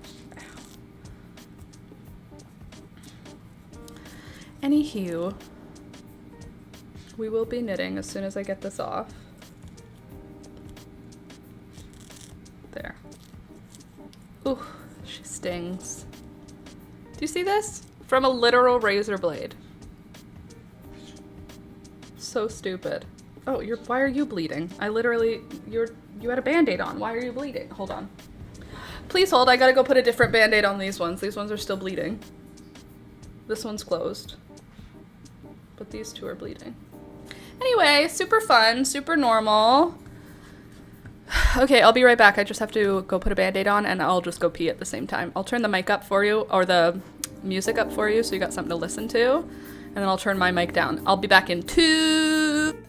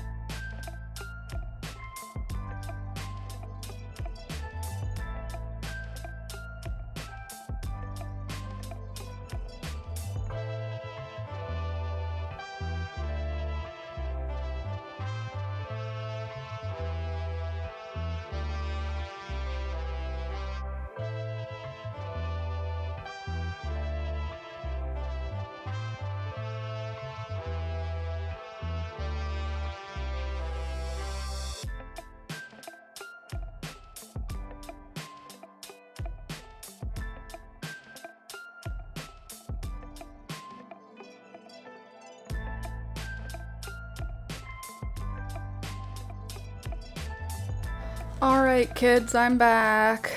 And I put some polysporin on it and a new band-aid because it turns out it's all still bleeding, which is annoying. And that's great, love that for us. But now she's gonna be covered. Okay, so let us get into a little bit of knitting, shall we? Do a little spot of knitting together. In it. Type shit. In it. Alright. Ready? Are you ready? Let's do phone small so you can watch me knit. We'll move my little YouTube play button box out the way. And we'll get back to the knitting. Just a little spot of knitting to start off the day. What are you choking on, Tobe? Alrighty then. Pull you guys all up. Nope, we're on a purl row. Not a knit row. And we'll just tilt you up a little. There. Well, wouldn't it be nice if we could flip you over? Alright, darling. Behave. Whoa. You kiss. Hold on now. Behave. Where do you think you're going?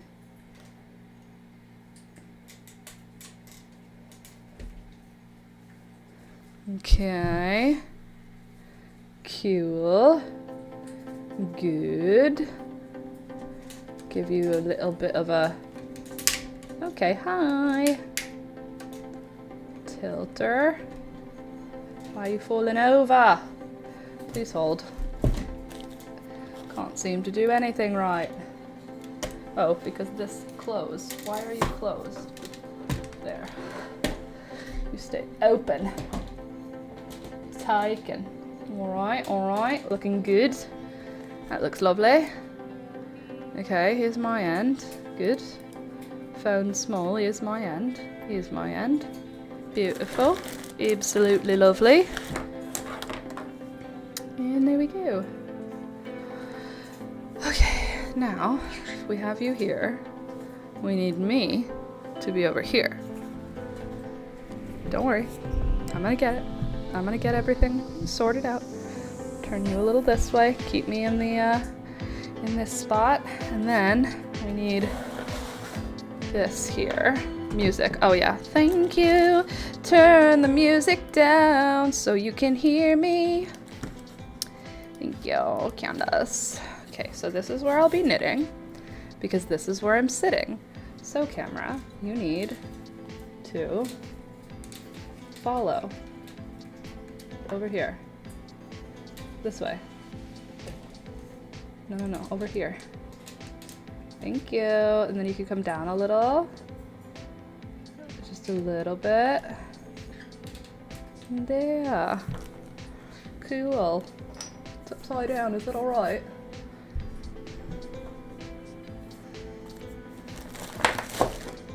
Move all this out the way. Isn't it? Alright. Very good. Lovely.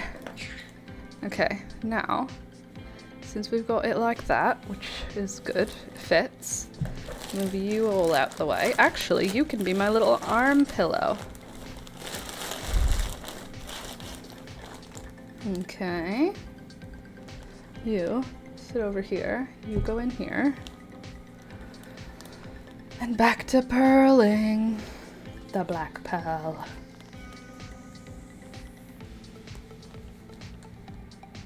Alrighty. How was your Easter? You know what happened to me? I went ahead and ate a whole bunch of Easter chocolate because when I went to Julia's house, there was chocolate everywhere, so I ate a bunch. And then immediately, literally the next day, got a cold sore. I have a hydrocolloid patch on it, so you can't really see it, but I'm telling you, it's there. And I'm not pleased about it. Find it fairly disrespectful of my body. Every time there's major chocolate. So now that I'm a real life YouTuber, I need to go back to filming and editing tutorials because that is literally what gives me subscribers.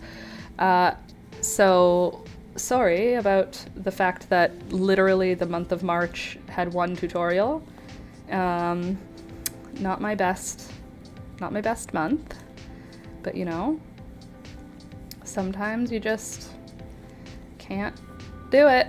And this was one of the times that I just couldn't do it. So that's what happened. But all is well, and now I will start, hopefully. I may need to take a week off of live stream in order to get enough work done on filming, because I feel like I'm so far behind. I'm not that far behind, I'm just like, I don't have a video done. I wonder how high I should go for the back before I just switch and do the front. Like, I guess this is the armpit, so that's the whole armhole. Let me try and bring this, hold on.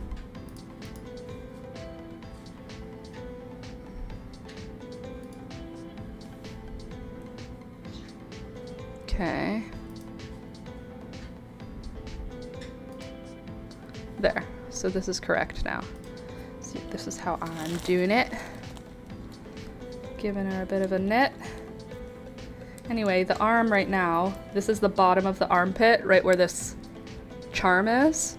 So this whole bit is the back, this curved bit. And I guess it has to go from armpit to top of the shoulder, but I don't know how, I don't know when I should put the neckline in. Let's see. No, I'm not going to see. I'm just going to continue knitting until I understand what I'm doing. I'm pretty sure I still have room. Like, I still have time for these back and forth rows before I need to worry about a neckline. And honestly, it's the back of the vest. I might just not even do a neckline. Just have it be straight across and let the stretch carry it. Hopefully it'll work. All right, so what are you all up to this morning? Sorry, I just don't have anything planned. I felt like the YouTube play button was my whole idea. Just talking about the channel and getting excited about this milestone, but I don't have anything else planned. I showed you my flowers and I showed you my moss, and otherwise it's just knitting today. See, that's the part of it that's hard, is that, yes, it's a huge milestone, but it's a huge milestone that just happens quietly. So it's like, you have 100,000 subscribers now. Yep.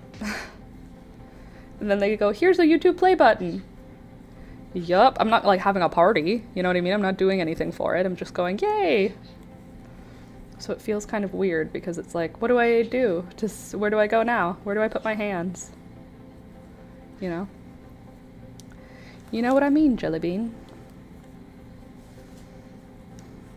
Oh, we went to the thrift store this weekend also. I did not find anything, did I? Did I buy anything at the thrift store this weekend? No, I didn't. So, no new fun toys from the thrift.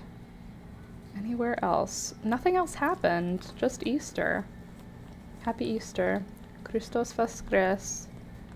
Vaisino Voskres. That's not yet. That's like next week, I think. Okay. I have to do a little measurement so that I can understand. I thought I had a measuring tape there. Well, you didn't. So now what? What are you gonna do about it? Oh, that was my mouse. Don't worry. Should have mailed out party hats with the seeds. Oh, that would have been a cute idea, wouldn't it? That's fun. I like that idea. Maybe next time. When we hit 1 million. Oh, I need my measuring tape to know how big I need to make the best. Excuse me. Sorry, coming through. Oh, measuring tape. Oh, measuring tape. Where's my measuring tape? Here it is. Okay, so from the back, from the armpit,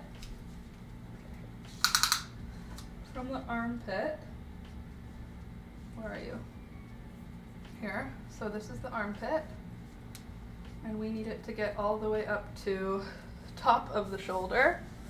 From the armpit, we need it to have a little bit of room, and then to the back of the shoulder. That is right about 10 inches. And right now, we are where this line, we are at about 8 inches. So I have 2 more inches to go, but that includes my shaping. So maybe I'll do a couple more rows and then put like a hold in it so that I can do the other side. Why do you hurt now? Why bruise? Okay. We're on a purl row.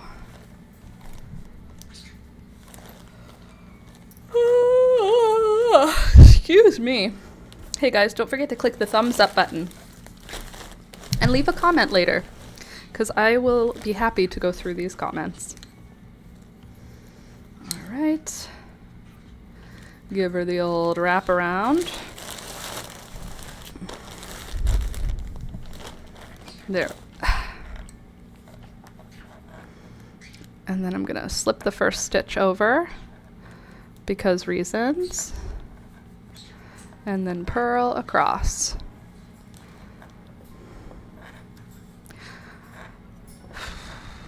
Next weekend, probably I'm going to put some plants outside also. Oh, also my town. Piece of peanut butter toast. My town. Oh my God. Hello. Oh, hi, Sid. Hi, Sid. Hi, Sid. Worst week I've had in a long ass time. Well, it's only Wednesday. Maybe something else will be good that happens. Shoot, I was about to say something and I lost it. Oh, plants. My town has a program for, you get a free tree. They offer free trees for planting, and they have service berries in it. All my data is okay, but I hate to rebuild my desktop in Viro and my Wi-Fi because my dongle died. Oh. I meant since Wednesday before last. Fair. Sorry, I distracted you. No, that's okay. Anyway, they're giving away trees, and there's 2 trees that I am excited to choose between. Maybe you guys can help me choose. One of the ones that they have is serviceberry, which is the same as, I think, Saskatoon berry? It's a tree. And then the other one that they have that I'm interested in, they have a whole bunch, but I don't need any of the like maple ones. The other one I'm interested in is witch hazel. They have American witch hazel, which is what witch hazel is from. Surprise, surprise. So they have American witch hazel and they have serviceberry, and I don't know which one I want more, because wouldn't it be cool to make our own witch hazel? But also, I don't know where witch hazel bushes are, but I know where serviceberry trees are. So like I don't have to, if I don't have a serviceberry, I know where to get them. Whereas if I don't have witch hazel, I don't know where to get it. So what do you think? Witch hazel or serviceberry? Do you want to look up the differences and like what the benefits of each are? I had to use my phone to get online. I'll have to drive down to Best Buy for a new Wi-Fi adapter this evening. That sucks. Having to buy new tech even though you already had the tech because the tech just decided to not work.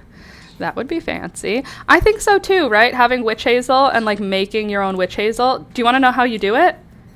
Literally, you just simmer the bark. If you simmer the bark, you get that astringent witch hazel. Like the witch hazel that you buy as a toner, you could just make it. Wouldn't that be fun to make our own witch hazel? I think it'd be fun. Also, then I would have a witch hazel, which has to do with the word wicking, not witch. Like witch hazel means like it sucks up water. It doesn't mean it's used for spells. I thought it was witch hazel, like, oh, the witches make witch hazel and it's a magic thing. Nope. It literally has to do with the fact that it wicks water. It absorbs a lot of water in the area. So witch hazel, wick hazel. Isn't that interesting? Let's say. Oh, and I'm breathing a lot better now that I know I did sync my Firefox account because, oh my God, my bookmarks were lost. I was going to walk into the sea and the sea is 2 states away. The first thing I read was, and the sea is 2 states away, Sid. And then I started reading the other one. So I read, the sea is 2 states away. Oh, and I'm breathing a lot better. And I was like, oh, from the ocean air? That's what my brain replied before finishing your whole message. Oh, you're getting the ocean air? So your breathing is better? That's wonderful. And then I read the rest and I was like, oh, that's not what you're saying at all. That's not what you're saying at all. In it. So there we go. Anyway, let me see on the World Wide Web which one we should choose in terms of witch hazel or service berries. Service berries don't taste great, and they look almost the same as choke cherries, but they're not the same. Let's see. Service berry tree. And then we'll do another one. Witch hazel. It's American witch hazel. Hold on. American witch hazel tree. And we'll just learn us a couple of bits of knowledge, don't you think? Common service berry. Oh, she's just so cute. She looks like blueberries. Also called Canadian service berry. Also called Saskatoon berry. We love it. We love her. Okay, and then we'll just put you together in your own little boxes. Okay, witch hazel. American witch hazel. Let's see what the U.S. Forest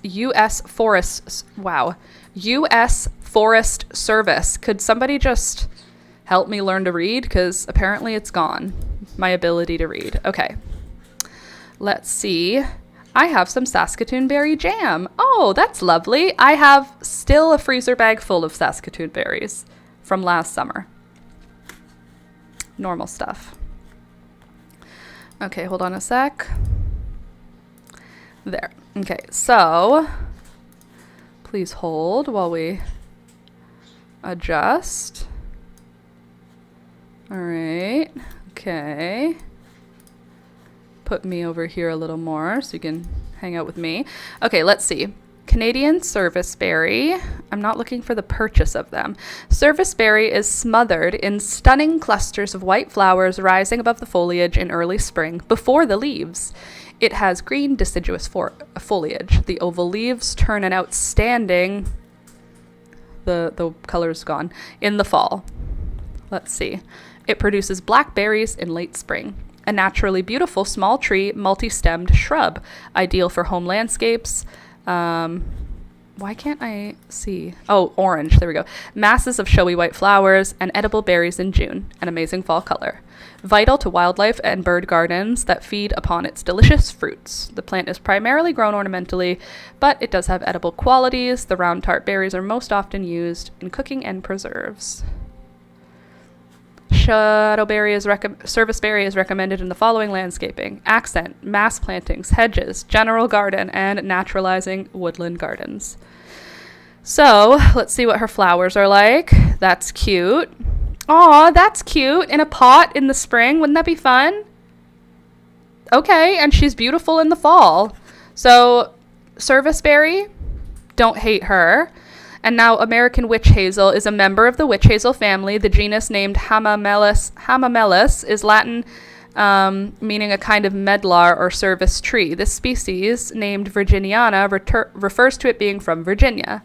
This native grows throughout the Northeast and Southeast North America, from Nova Scotia to Florida, and from the Great Lakes to eastern Texas. It's a shrub or small tree with arching branches, generally growing as a dense multi-stemmed clump, reaching heights of 20 to 30 feet and widths of 15 to 20 feet. However, the shrub is typically not grown over 12 to 15 feet tall. Okay.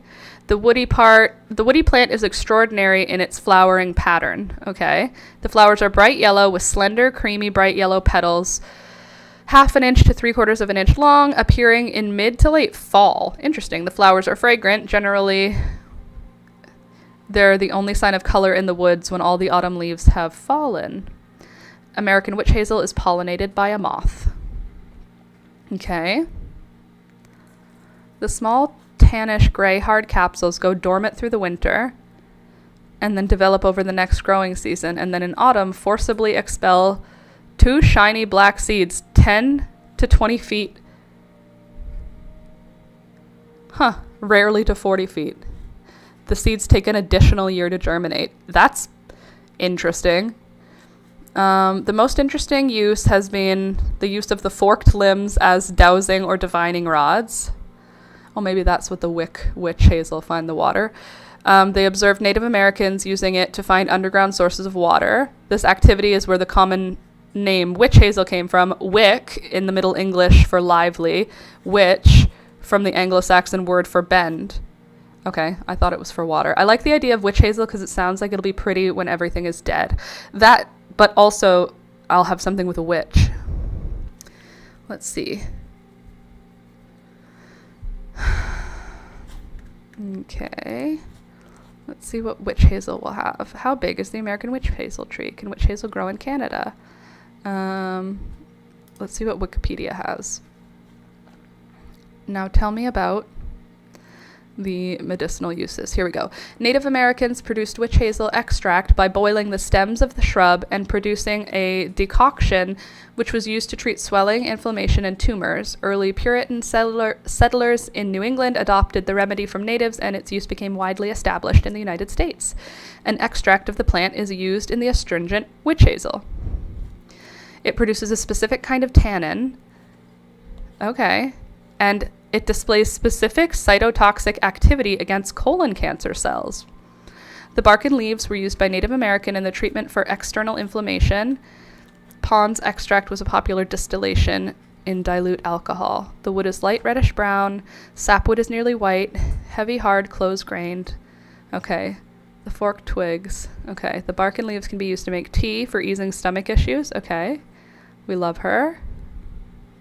The leaves are pretty. Flowers, flower buds, and ripe fruits in October. Okay, let's see. I have some Saskatoon berry jam. I like the idea of witch hazel. Okay, so Canadian serviceberry. Cute. Witch hazel. Interesting. That's what the flower of a witch hazel looks like in the fall. In November. Interesting. Conservation status, least concern. How about you, serviceberry? What's your conservation status? Why don't you have a Wikipedia?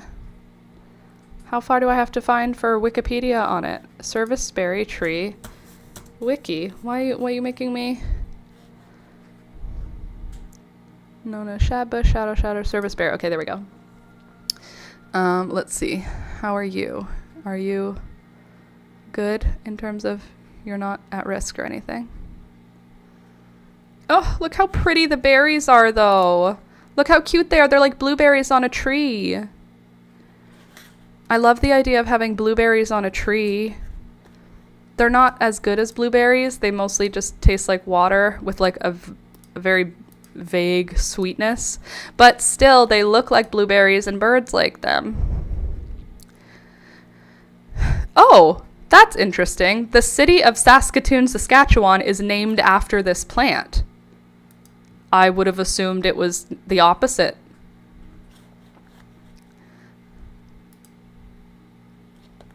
Saskatoon berry, the Canadian Encyclopedia. It's a deciduous native shrub that grows in Western Ontario. Sure. Prairie Lane, Saskatoon's orchard. Okay. The city of Saskatoon takes its name from the Cree word for the sweet, fleshy fruits, which were prime importance to Aboriginal people and early settlers. That's so fun! Saskatoon is a Cree word. I love that more. That people were like, let's name the city after the indigenous word for the berries that grow here. I love that. That's nicer. Alex and I were talking about that the other day. We were like, let's just rename everything to whatever the indigenous name was, because names don't matter, and then we can all just live in the country as it was called before it got basically just taken over. Okay, so witch hazel, possible. I like the word witch, you know, in my world. So whomst among us? Who's to say? You know what I mean? I do like the idea of it being pretty when everything's dead also. That's always a benefit. Okay. Back to knitting.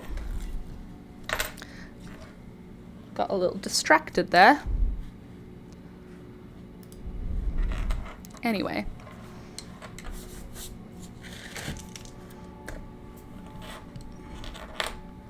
You guys will have to help me choose. It's not time to choose yet, so it's okay, no rush. But we do have that coming. Our city gives away trees, so. What else? What else? What else? Oh, my petunias are exceedingly large, and you can't really cut petunias. Like, it's not like you can, like my geraniums, I can just cut them back and then I don't have to worry about them. But my petunias, they're a spreader, and they're getting large in their pots, and they can't go out yet. Also, I wish Slinky was here. Nope, not Slinky. I wish Raven was here. Nope, not Raven. I wish Slinky was here. I mean, I wish they were both here, but Slinky, I had to think for a second. Slinky is planting pansies, and I need help with my pansies because I don't know what happened. They were doing so well, just like all of my other plants, and now they seem to have stopped growing. They're not dead. They're just not getting bigger anymore, and I don't understand. Mine is not saying which are giving away this year. No info on the city site. Oh, it's at, I think it's mytown.ca/tree giveaway. I don't know about your town, but do mytown.ca/tree giveaway. And it has a list of the trees. They do shade trees at one time of year, and then they do like city, like roadside trees at a different time of year. Both of them you need to pre-register for and pre-order them. They're free and the city gives them to you no problem, but you need to pre-register. So I'm going to be doing that probably this week because you pick up the trees in May. And don't mind if I get another tree, you know? Okay, so outside right now, the number of sweet alyssum sprouting in my garden is hilarious. There's like literally a billion seedlings coming up. They just have 2 leaves right now. They're not like big seedlings. They're just breaking soil, which is good because we've got a few more cold snaps coming. But I have so much sweet alyssum coming up and so many poppies. It's going to be good. It's going to be a good time. We're all going to enjoy. Summer is on its way, and I am ready for her. Okay. Are you 10 inches long yet?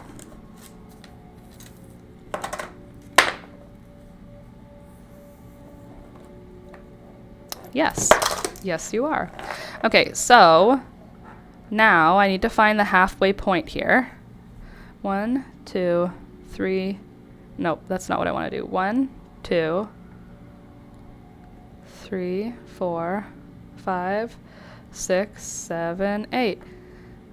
Step ball change. 1, 2, 3, 4, 5, 6, 7, 8. 1, 2, 3, 4, 5, 6, 7. Okay, here's our middle stitch. Not ideal to have a middle single stitch. So we have a couple of options here. Are we going to just cast it off and live our lives on the edge? No, we're not. We're going to put it on a string. And by a string, I mean a cable.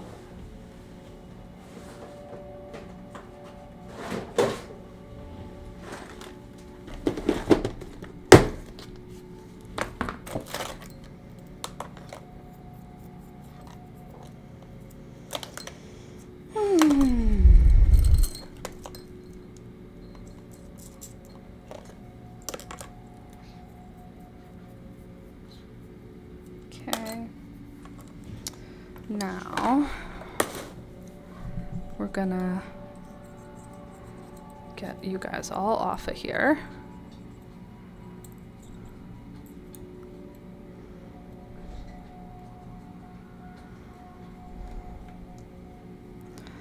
Don't worry.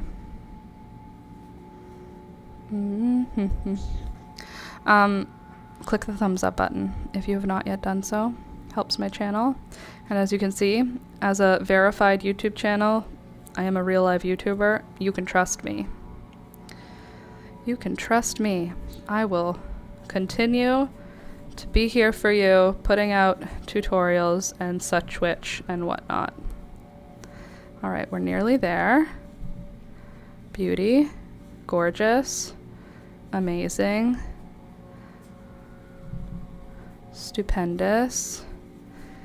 Wonderful. Okay, we've got her in. Now we can pull you guys off. So I'll go, oh, sorry, you can't see what I'm doing. Now I can pull this knitting needle out. Good, beautiful, lovely. Hold on, lost the last couple of stitches there. 1, 2, 3. Okay, and then I'll put a little bumper on the edge of it. Just like so. There. Now, if I show you from up here, you can see my knitting needle has been free, and here's the back of the vest. Looking super. Now, I think I'm going to leave this connected because I don't know what I want to do. Is that what I want? I don't think that's what I want to do. I think I do want to cut it. The stress of it all. You know what I'll do? I'll cut it, but I'll leave a little bit of a long tail. That's what I'll do. That way at least I've got enough for, I don't know, whomst among us, whomst to say, whomsts to say. Okay. Why'd you say out? You're already out. You're free. Toby? Toby does not need to go out. He's literally just chilling. Okay. Made it. A little slip knot around my bundle. Second little slip knot around the bundle. And that should hold. Okay, now we can go back into the other side. Let me show you. I would love to show you here. Okay. So, now this will be the front. We're going to have to do like a V-neck on here somehow. And now it has the back. So that's the back. And now we have to work the front side. And the front side needs to come up on an angle on both sides, which is not ideal, but that's okay. We're going to start. How are we going to start, Laura? It's going to end up looking not the same if I do two different pieces. Let's see. How many stitches do we have here? 4, 5, 6, 7, 8. Step ball change. 1, 2, 3, 4, 5, 6, 7, 8. Step ball change. 1, 2, 3, 4, 5, 6. Of course, there's a middle stitch, just like there was last time. So what I'm gonna do here, what's gonna work for us, is we are going to turn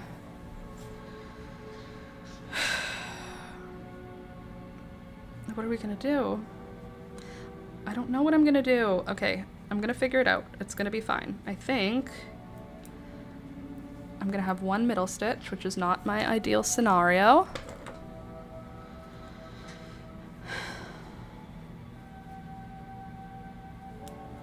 It's fine. We're just gonna make it work. It's gonna all work out just fine. No need to panic. Okay. Meow. Which way do we want to go first? We want to purl first. So let us connect. Let us pray.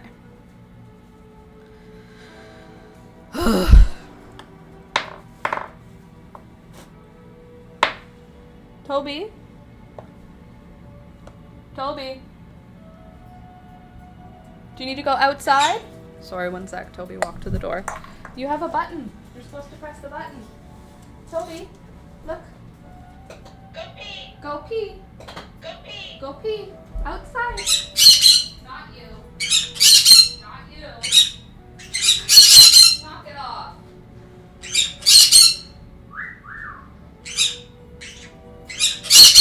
Hey.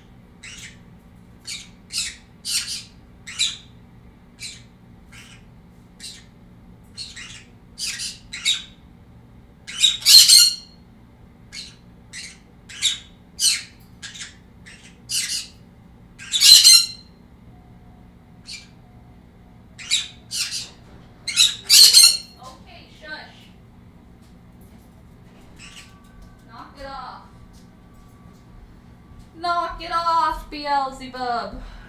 You're the devil. Sorry. Toby did in fact need to go out. So perhaps the birds were right. Anyway, gotta go. Congrats again. Sounds good. Bye, Militia. Bye, Melissa. Have a good rest of your day. Don't work too hard. Who do you think you're yelling at with that loud voice? You're just saying shush. I heard you say shush. And then you said shh. Who does she think she is? Okay, I forgot. I also collected a mushroom yesterday, and I want to show you how cool it is, because from the top, it looks like just a regular mushroom. Look at this. Interesting, Laura. What an interesting mushroom. You ready to see the actual interesting part? Look at those brains. Brains! Isn't that cool? How cool is that?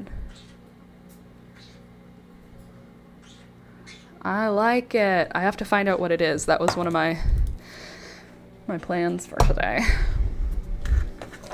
Please hold while I go onto the internet. Shelf fungus with brain gills? Are you gills? With brain gills, Ontario. Let's see if we can find her. Shelf fungus. Use your Google Lens. My phone is in use.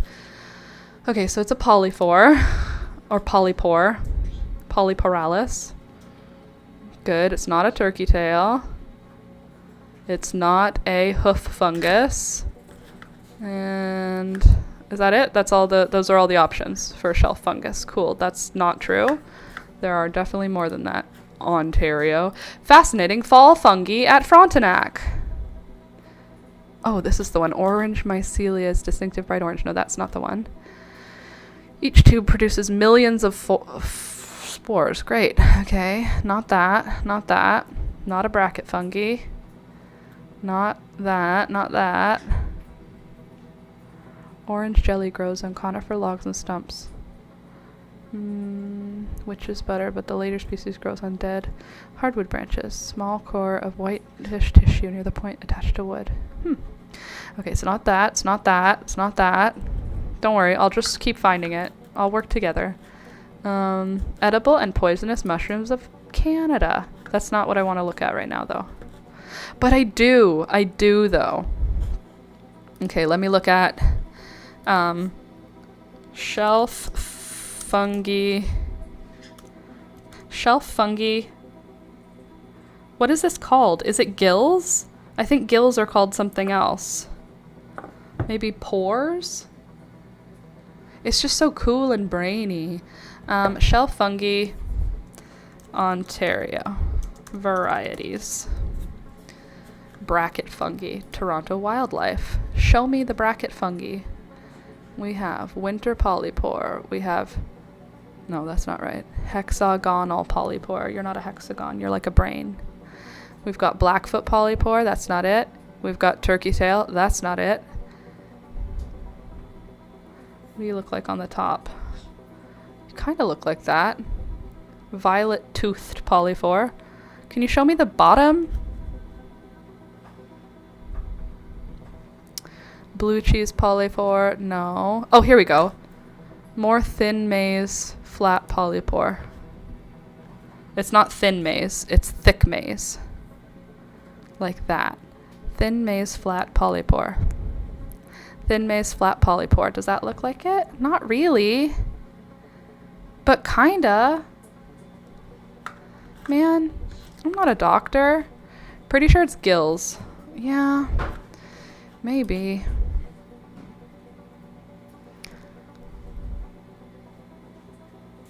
But it's thicker.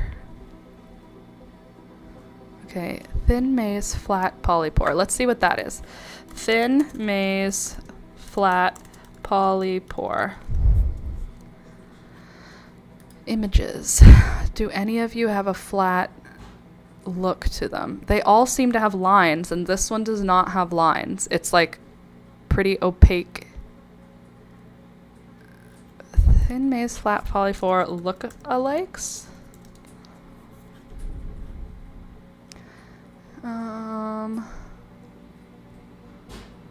Okay. Doesn't look like that at all. It's like thicker and heavier. Bracket fungi. Okay. Bracket fungi Ontario. And we'll see if we can find it just by looking at that Google images. Okay, Toronto wildlife and fungi. I don't know about the purple edged one. It doesn't look like that to me. What type of bracket fungi is this? It doesn't have a foot. So that's relevant. Fungi Ontario, no foot, brain look. What do you look like underneath? Show me underneath. Show me under the fungi. This just says bracket fungi, which looks similar to this, but that's not a type. Those ones have a foot. This one has no foot. All right, fine. I'll use my friggin' Google lens. Oh, that's not what I meant to do. This is what I meant to do.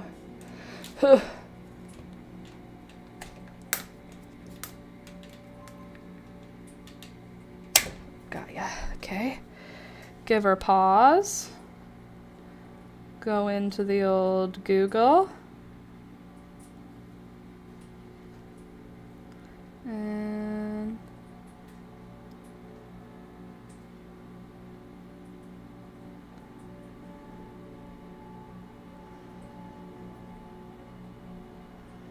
sorry, I sent flowers to a friend and they just said, "Hi, it's Luke from the florist. Unfortunately, your order will arrive on Thursday with an upgrade. Please confirm with a reply and check your email for more details." Thank you, that will be fine. Thank you for the upgrade. Okay. They could have just said it was coming the next day and I literally wouldn't have cared, but appreciate them adding an upgrade. Now let's see what the upgrade is. Confirmed. If you had a moment. Sure. Already did that. No reply. Order status change. Hi, Laura. It has been changed. It's expected tomorrow. Okay, where's the...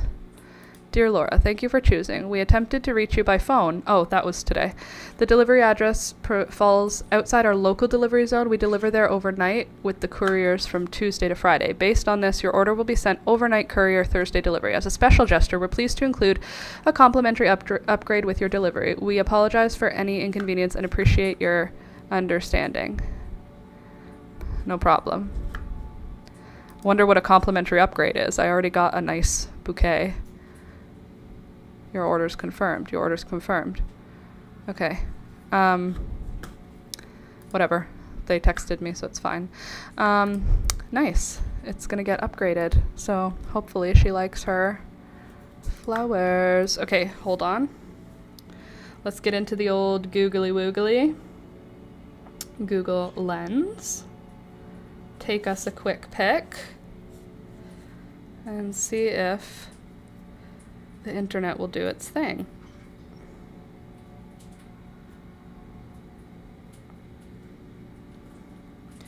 Okay, let's see. Oak maize gill. Known for its maze-like woody underside, it features a distinct labyrinth of maze-like patterns of gills on its lower surface. Growing, okay, it was on dead oak, so that's good. Tough, corky texture, making it unsuitable for eating, but interesting for decoration or study. Okay. And let's see. What other information do you have? Okay, let's see. It's oak maize gill. Let's see if we can find that on the ye old internet. Oak maize, hold on. Oak maize gill, Ontario. All right, do you have a foot? No, you don't have a foot. Okay, we got it. It's oak maize gill. Oh, yay, congratulations. Good morning, everybody. Congratulations. Almost said it back to you. Thank you, Michelle. Welcome back. Nice to see you. I'm just trying to identify a fungus that I found in the forest so we can determine what people like. A mushroom that grows in heartwood or already rotting wood. These types of stemless mushrooms are called conchs. The type of conch grows in various shades of brown. Good. The underside starts as porous, but it forms slits that look like an elaborate maze as it ages. I think it looks like a brain, not a maze. But isn't she beautiful? Isn't she lovely? Okay. Let's see what the internet says about her. It's a species in the genus Daedalea, commonly known as the oak mazegill or mazegill fungus. It grows near me. Let's see. It can be used, though inedible, it can be used as a natural comb and has been the subject of chemical research. Brain, definitely. Agreed. Oak mazegill. Don't you make me prove I'm not a robot. Okay, hold on.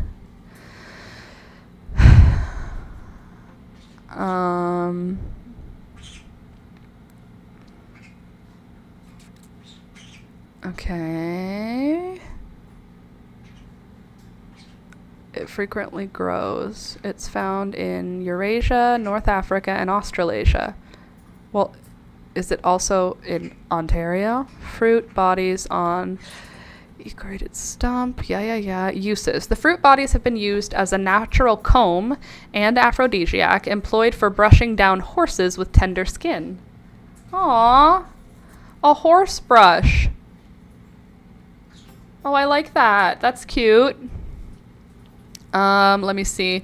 The species has been investigated for application in bioremediation. The lignin-degrading enzyme, isolated and purified from it, has shown use in biodegrading a variety of toxic dyes and pigments. The compound is isolated from oak mazegill, has anti-inflammatory activity, and inhibits enzymes, blah, blah, blah. And horseradish peroxidase. Interesting. The mushroom is inedible due to its toughness. Due to its toughness or due to it being poison? Just because you say it's inedible. Zombie mushrooms. Oh, this is for mushrooms. I thought it was like... Wait. A magic mushrooms website is also selling this.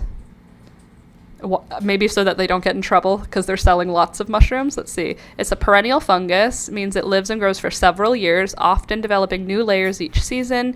It grows attached to substrate without a stem. Yep. And mainly growing in, it's what it was. It was in a dead oak. It causes a type of white rot. Yeah. They persist through winter, true, although generally they emerge during the warmer month. Cool. Historical mentions. It was noted for its persistent fruiting bodies and unusual maze-like surface. Though not cherished in culinary or traditional medicine context, it was well documented in early fungi taxonomic literature. The species has often been mentioned in books focusing on forest decay fungi and was of interest to early mycologists for its distinctive form. Interesting. Artistic and functional use. Owing to its woody, sculptural texture and maze-like pattern, it has occasionally been used in folk art. For example, some artisans have used its underside as a canvas for mushroom pyrography. Its underside? Okay. Artistic etching via heat. However, such uses are niche and remain within artisan crafting rather than widespread cultural traditions. Due to the unique structure that persists over winter, they use this fungus to teach a lot because it's easy to find. Okay, hardwood trees, good. Global distribution, don't care. Ecological role, hardwood decomposition. Great. Non-toxic, but inedible. It's not considered toxic or poisonous. It does not contain any known mycotoxins or harmful compounds that would lead to poisoning of humans or animals upon accidental ingestion. However, it's incredibly tough and fibrous, making it biologically inedible. The stomach cannot officially break it down, potentially causing digestive distress if consumed in quantity. While not chemically toxic, it can cause mild gastrointestinal disturbances in sensitive individuals due to the fact that it's indigestible. Unlike some similar species that can cause more severe reactions, aka purge, the primary issue here is mechanical rather than chemical. Your tummy can't digest this. Most people can distinguish it easily from other soft, fleshy polyphores. It could be confused with turkey tail. In what world could this be confused with turkey tail? Risk-free handling. That's nice. I was handling it before knowing that. Love that. Unique bioactive enzymes. Turkey tail is not a common mistake for this. Yes, big congrats on the silver button. Thank you so much. Thank you. Yes, I'm a real live YouTuber now. It's official. Nobody can tell me otherwise. Since I don't know where to put it, let's just put it in my little terrarium here where we can just enjoy it for years to come. Because I'm not going to be growing this mushroom in my garden because it is for decaying hardwood. How are we going to get you in? You don't really fit anywhere nicely. I wish you would fit in my friend's one. How about in here? You fit in here nice? No, you don't fit anywhere. You fit nowhere. Can I break it? Would that be harmful for you? Would it hurt your feelings? I'm gonna do it anyway. I hope it, do you want to watch? Oh, you can't, but I'll just do it like this so you can see how it breaks.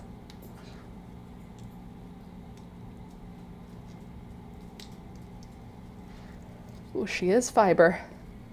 Look at her go. She doesn't even want to break. We need scissors for you, girl. You're a tough one. Oh, also, there's mushrooms growing in the soil of some of my plants now, and I'm letting it. In my head, it's invited. If a mushroom grows somewhere secretly, who am I? Who am I to tell them it's not invited in my garden? God, I love the forest. The forest is good for me. I feel so much better than I did literally just yesterday. And I felt fine yesterday. Okay, here. Now I can shove this back here so that we can enjoy what she looks like. Don't you think? Release her. Don't you think? Okay. Can you just relax? There. Now I have a little bit of mushroom in the back of a terrarium. And it's gorgeous. Now I could probably stick this piece. It's a little bit big. Maybe I can cut just the end off so that it can like hide. Just hold on. Just hold on. I'm doing it. I just don't want it to take up too much space in her terrarium. And then whatever's left, I will just put outside for, I guess no animals are going to eat it on account of the fact that it is inedible. If you have not yet clicked the thumbs up button on today's live stream, please do. I have a real live YouTube channel now, so I need all the likes I can get so that YouTube doesn't kick me out. I don't think they can, but you know, as long as I'm not doing crimes, which I mean crimes against nature right now, but not literal crimes. Wow, this is really tough. I understand when they said it was really tough and fibrous. They were not joking. They being the mycologists. Okay, there we go. Ooh, those gills look like flesh. That's weird. Okay, I got a little piece, and I can add this into my friend's terrarium. Hopefully, if there's a spot where I can just like tuck her in. Can I just get in here for a sec? Where's there room for you? We have to make room. Don't love that. We'll just move some of that out of the way. I'm gonna break off some of this bottom bit. She's damp. This is a damp lady right here. Oh my God, she's soaking. If I squeeze it, like lots of water is in here.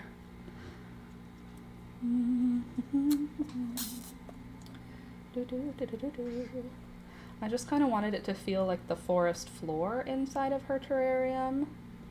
And I think this will just help us achieve that. There we go. Now her terrarium has a little fungi. And there's also a little orange one there too. Little slimy one. Good. Success. You're pretty. You guys can both go in here. No, you can go in here with the fern. You teach the fern that it's okay to live and make new branches. Okay? And then you live in here, live your best life with your best friend, Stick. And all is well in the world. And I don't even have to worry about being poisoned because it's not poisonous. Let me just go wash my hands though on account of dirt, not on account of poison.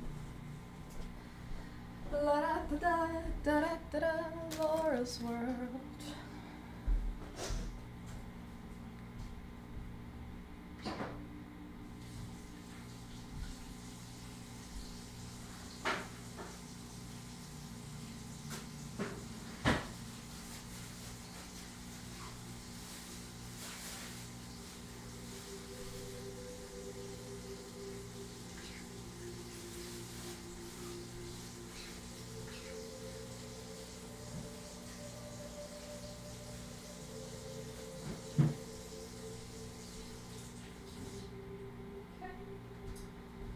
Okay.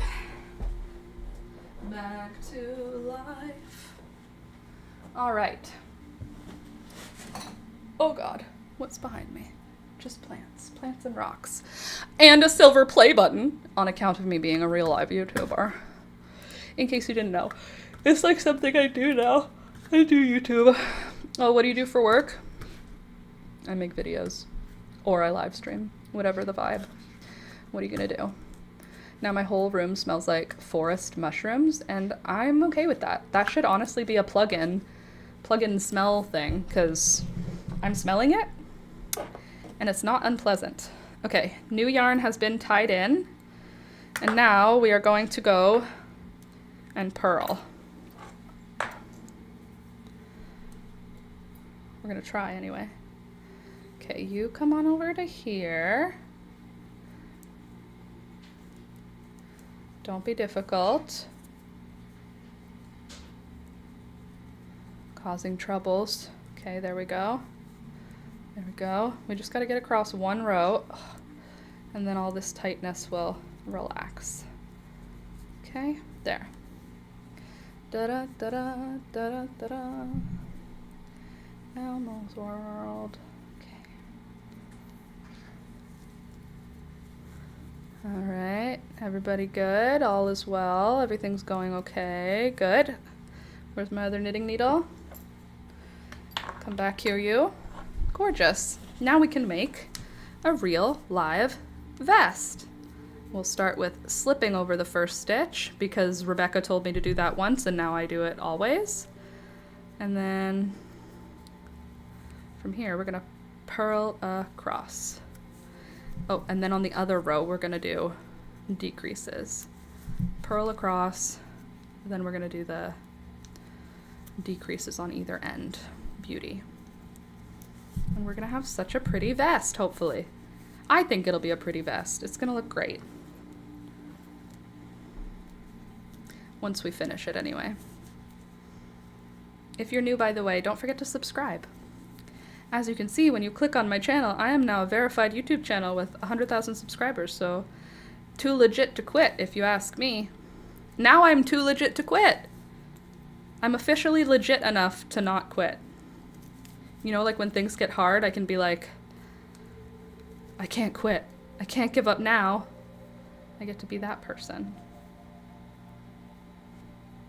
Why are you confusing me this way? Thank you.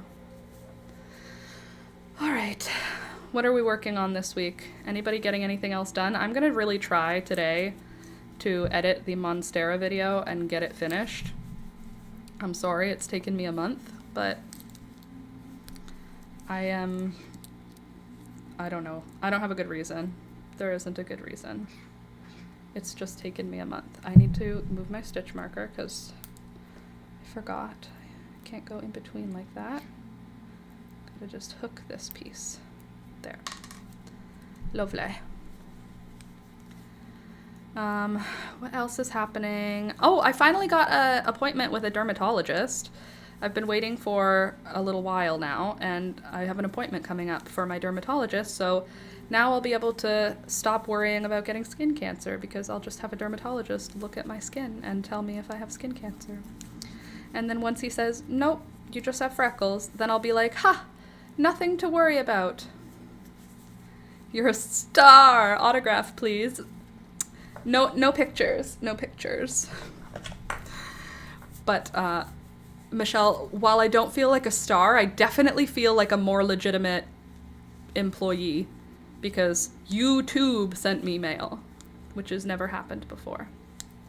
And now my email has gone on a list. I don't know what the list is, but I'm getting bombarded with emails. Hi, Laura, we've looked at your channel and we're so interested in having you represent the brand. Except all of the brands are like for dog clothes. And I'm like, you didn't look at my channel at all. Or for like makeup. I'm like, you didn't look at my channel at all. So I think I'm on a different emailing list now than I was before, but I don't know that it will make a difference for me. But as a verified channel and a channel that has officially over 100,000, I think I have been put somewhere different than I was before. And if that's the case, then in 3 months or so, we should know something, because usually the changes that happen in YouTube's backend take about 3 months to happen. So like I hit the subscriber count, in 3 months I'll start to see what that actually does. It won't be something I'll see right away, which is fine. But I am excited to see. You've been important to us for a long time. Thanks, Michelle. You're a kind soul. You guys all are kind. I really appreciate you. You're very I was most excited to tell you, let me put it that way. Okay, so we first slip the first stitch, knit, yarn over, and then knit across. Because I want to create a little bit of a decrease. And now I'm just knitting. Just doing a little knitting. Knit here, knit there, knit everywhere. Ugh, knitting is so much faster than purling. Love that for me on this round. Also, I did a thing, and I think it's working, and I'm going to tell you what it is. I took top cuttings off of my Snapdragons and off of my Dahlias and off of my Coleus, and those top cuttings, I just poked them in the soil outside maybe a week ago now, and so far, only like 2 of them have died. I pulled a couple of them out that looked really healthy just to see if there were any roots, and there were no roots on them, but they're not dead.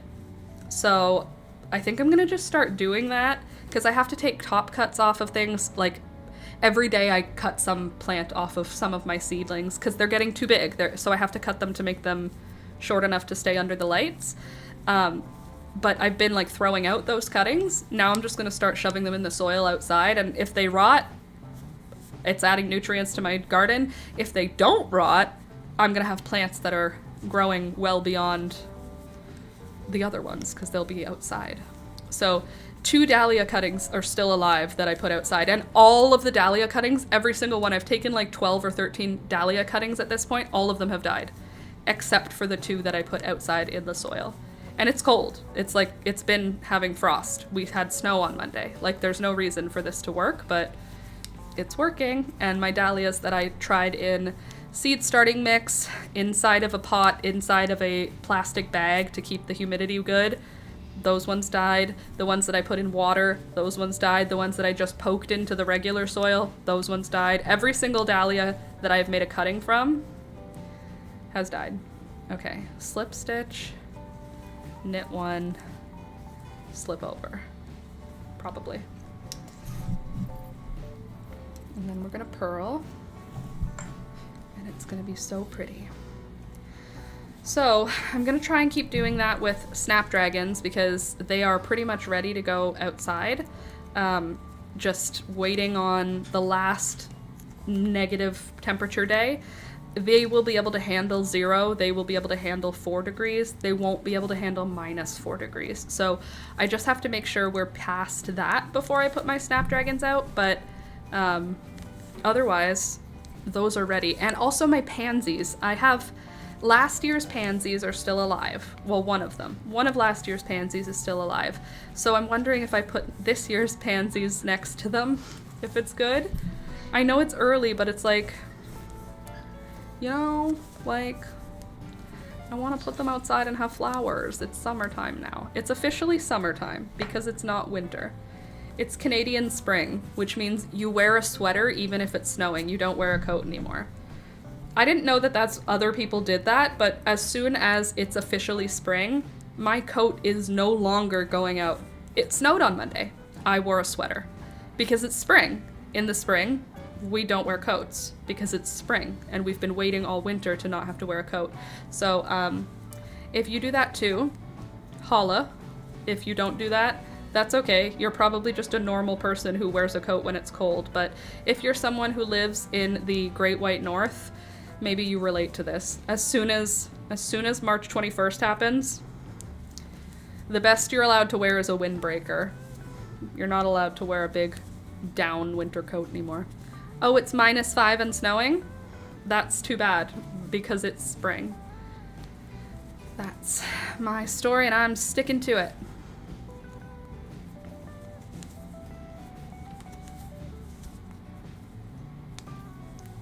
Heck, I never wore anything other than my sandals all winter.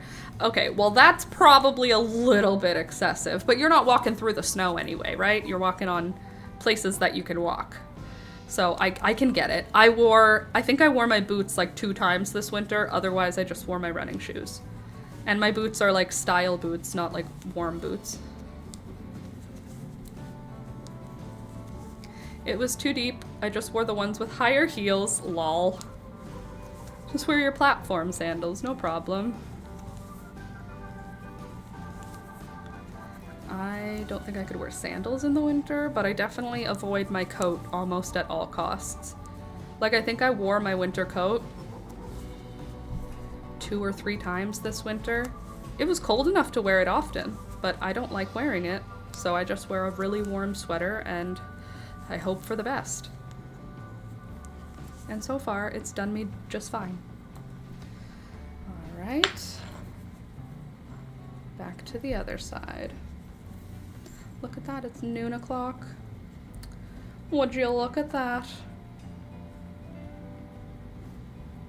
Come now, don't get twangled in there. Okay. Slip one, knit one, slip over, knit across.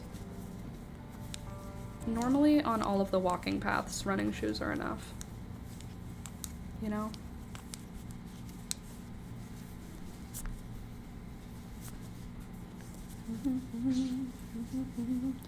Elmo's World.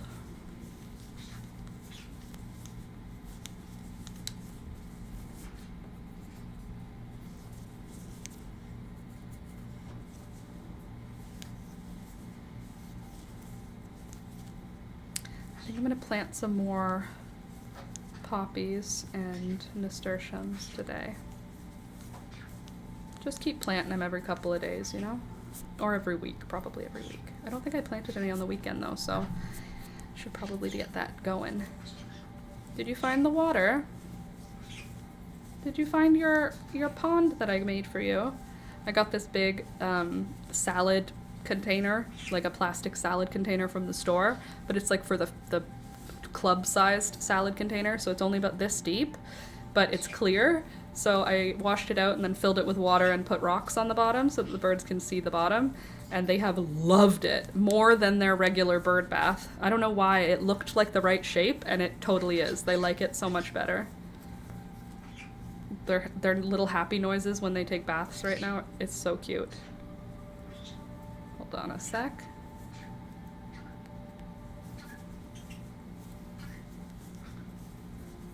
Gary is telling Beelzebub to come here because he wants to take a bath, but he wants her to stand with him because he's shy.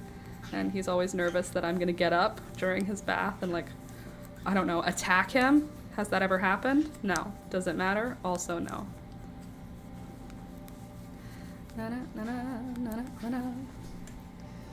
Elizabeth's world. Okay. So, what? Okay.